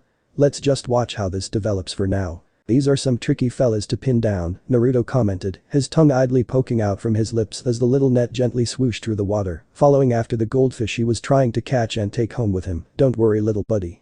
I promise I'll give you a good home. Along the side of the tank, all three girls were doing the same thing, each one finding themselves with a look of concentration as they tried to scoop the fish up into the net. Tiona already bagged 3 up but decided to try for a 4th. Something about not wanting her new pets to get lonely when she wasn't home. He and Tyan were on 2, while poor Lafia had yet to catch one. The elf was looking a little frustrated. Why is this so hard? Watching the fish glide beneath the surface of the water, the blonde shinobi felt a small weight appear next to him, grazing against his leg. Small hands appeared on the glass of the tank, and he noticed a young girl watching with fascination as dozens of fish swam in front of her. She was a pretty little thing with cream-colored hair and canine-like ears, sprouting from the top of her head. The fluffy tail gently swooshed around behind her. Light red eyes full of wonder watched as the fish continuously dodged the net and let out a giggle when Naruto blew a raspberry at the evading aquatic creature. She couldn't have been very old. No older than 10. Wow. He heard her mutter. They're very pretty, huh? He said peering down at her. She looked up and nodded, Yuha. I've managed to get 2 already. He admitted with a laugh and showed the 2 small containers holding the fish inside. He then offered the net to the little girl, would you like to give it a try? Blinking in surprise, she gave a shy nod and hid half her face beneath the yellow scarf wrapped around her shoulders. Why yes please. Pulling up a small stool, the little girl scurried up and was handed the net. For a couple of minutes, Naruto watched with a smile, cheering her on as she glided the net through the water. A look of concentration on her face and her ears twitching at the tips. Then, as the fish darted to go in the opposite direction and swim away, she managed to react quick enough to get the net in front of the fish and had it trapped in a corner. The next thing the little girl knew, she had the fish in the net and it was being collected by the owner of the stall and placed into a container. Naruto took it and offered it to her. "Good job. This one's all yours. Make sure to take good care of it." His smile was wide and whatever shyness the little girl had quickly disappeared. A smile that could light up the sun radiated from her face and stared into the container where her new pet now resided. She made little oohs and ahs. From the corner of his eye, he noticed an older woman in a plain gray dress stop and look at them before heading over. "So this is where you went to, Fina." The lady was older, in her 40s with crow's feet beginning to appear in the corner of her eyes. "What have I said about wandering off? Miss Maria? Look. Look. Look." Fina said, holding up the bag to show off her new pet. The woman smiled and patted Fina's head. "How lovely. We'll have to find a place for him once we return home later." Fina giggled and nodded her head before spinning around and looking up at Naruto. "Thanks, mister." Naruto chuckled and scratched the back of his head. "No, you're welcome." "I hope she didn't cause you any inconvenience?" Maria asked. He shook his head. "None at all." With that, Maria took Fina's hand and gently led her away to a small group of children who were waiting for them over at another stand. They all looked around the same age as Fina. Fina turned her head and gave Naruto one last smile. In return, he gave her a little wave and watched as the pair reunited with their group and disappeared down another street. When he turned around, he found all three female members of the Loki familia looking at him with silly expressions. Lafia even had her hands on her face, eyes sparkling. "What? That was so cute," they said in unison. The former shinobi of the Hidden Leaf found his afternoon passing him by rather quickly. He'd lost count at the number of stalls the group visited, but it must have been closing in on 100. He was starting to see why the festival was beloved by the city. It was a chance for the people of Arario to have fun and let their hair down. Konoha had similar festivals he'd attended in the past, though none were of the scale to this. "Maybe next year, I should open up a stall and sell some baked goods." According to Taian, there would be fireworks later in the evening, once the sky goes dark.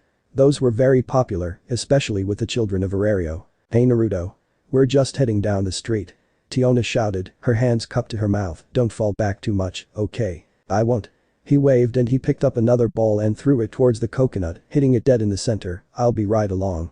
He was busy trying to win the bright orange ramen bowl sitting on top of a nearby shelf. The ramen bowl colored orange, it was like the gods were shining down on him. Maybe Hestia put in a good word for him and blessed him with some divine luck. Sadly for him, there was no ramen stand in Arario, though a few places in the city did provide his favorite bowl. None were as good as Ichiraku ramen, but then again, no one could ever best Tucci and Am in the art of ramen making. Thinking back to Hestia, he couldn't help but wonder where she was. He'd seen her every day since coming into his life, so it was strange not seeing her daily. Would she be home tonight? Or would she and Hephaestus still be working on their project together? Whatever it was, he hoped they'd be done by tomorrow. The Uzumaki bakery might have been closed for monsterphilia, but they were open the next day. His customers would have his head if he closed down for a second day. "You'd think after 19 years of life, you would finally get over this obsession you have with that insufferable meal," Kurama spoke, one eye open and releasing a loud yawn. "We both know that's never going to happen," he replied, thanking the stall owner as he handed the bowl over. "Nice of you to finally wake up. I thought I'd see what all the fuss was about." "Where's the Amazon?" "Over at another stall the next street over." "Explains why it's so much quieter." "Don't be mean. Tiona's great." "Whatever you say, brat." At that moment, a shiver ran down the back of his neck and from inside the seal, Kurama opened both of his eyes and raised his head. Behind him, a cloaked figure walked past him, weaving between the people of Arario and narrowly avoiding bumping into anyone. All he saw was a silver eye looking at him with mild curiosity and amusement and a lock of silver hair dangling down their face. She disappeared into the crowd before anyone could blink. "The woman. The goddess. Who do you think that was?"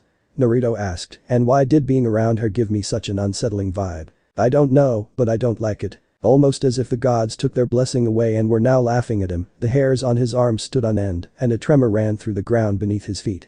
The sound of a nearby building being demolished immediately sent people running in a panic, debris shooting through the air and impacting other buildings in the surrounding area. Then, something shot out of the earth, something akin to vines or plants. An earthquake. From above, rocks began hurtling down from the sky. Looking around, not everyone was moving quick enough to avoid getting hit or finding somewhere to take shelter, so he made a familiar hand sign. Shadow clone jutsu. A dozen Narutos appeared along the street and darted towards the scared citizens, picking them up and moving them out of the way before anything could happen to them. None said a word but looked visibly stunned as they were suddenly relocated to a safe spot 100 meters away from the ongoing chaos. Just then, one of the plants burst through the ground, reaching at least 20 meters into the air. Naruto acted fast and didn't need to be told these things were deadly. Ordering his clones to get anyone left over out of the area, he burst over next to the creature and delivered a kick that would have made Lee and Guy proud. The impact was enough to throw it to the side and impact a nearby building, but Naruto couldn't help but wince at the pain now shooting through his leg. "Is that thing's body made of iron?" he said aloud and watched as it started getting back up and wriggling in the air. The bud at the very top of the plant began to shift around and convulse, and he watched as it opened up into a flower with petals colored red and purple. A mouth was at the center of the flower, like one of the Venus flytraps he'd seen on the south coast of the Land of Fire. It let out a roar in his direction and looked ready to lunge. "Iwa." Blue eyes widening, his head snapped to the right and felt the pit of his stomach drop. Hidden beneath one of the broken stalls with debris covering the top were Fina and Maria. The woman holding Fina closed as a look of terror was on their faces. They were tucked away with barely enough room for two people, and somehow the stall had remained intact, despite the added weight on top of it. A deep hiss started emanating from the plant and watched as its attention diverted away from him. "No." A second it launched forward and snapped its jaw wide open, a fist collided with the side of its head, just a few feet away from the terrified adult and child. Blinking his eyes, the usual shade of azure blue changed and became the shining topaz, courtesy of Senjutsu. In a burst of speed, he picked Fina and Maria up over his shoulder and reappeared 50 meters away, tucking them both behind an alleyway. "Are you both okay?" he asked in a panicked tone. Neither looked hurt, aside from a few grazes on their arms and cheeks. "Why yes. We're okay." Her hands wrapping around Fina, she pulled her close. The little girl was still clutching the fish she'd won earlier, keeping the container tight to her chest. He gave them a reassuring smile. "I'm gonna go sort that monster out. Stay here where it's safe, okay?" He turned but felt a hand clutch his shirt, finding the cream-haired girl looking up at him with fear. "Don't go." Not wanting her to worry, his hand came down and ruffled her hair. "Don't worry. This won't take long. I'm going to set the monster straight." His smile widened. "No one messes with Naruto Uzumaki and gets away with it. I'll be back in the blink of an eye. I promise." A few seconds passed, but the little girl eventually nodded. "I'm gonna make this quick. About time. You should have destroyed it already."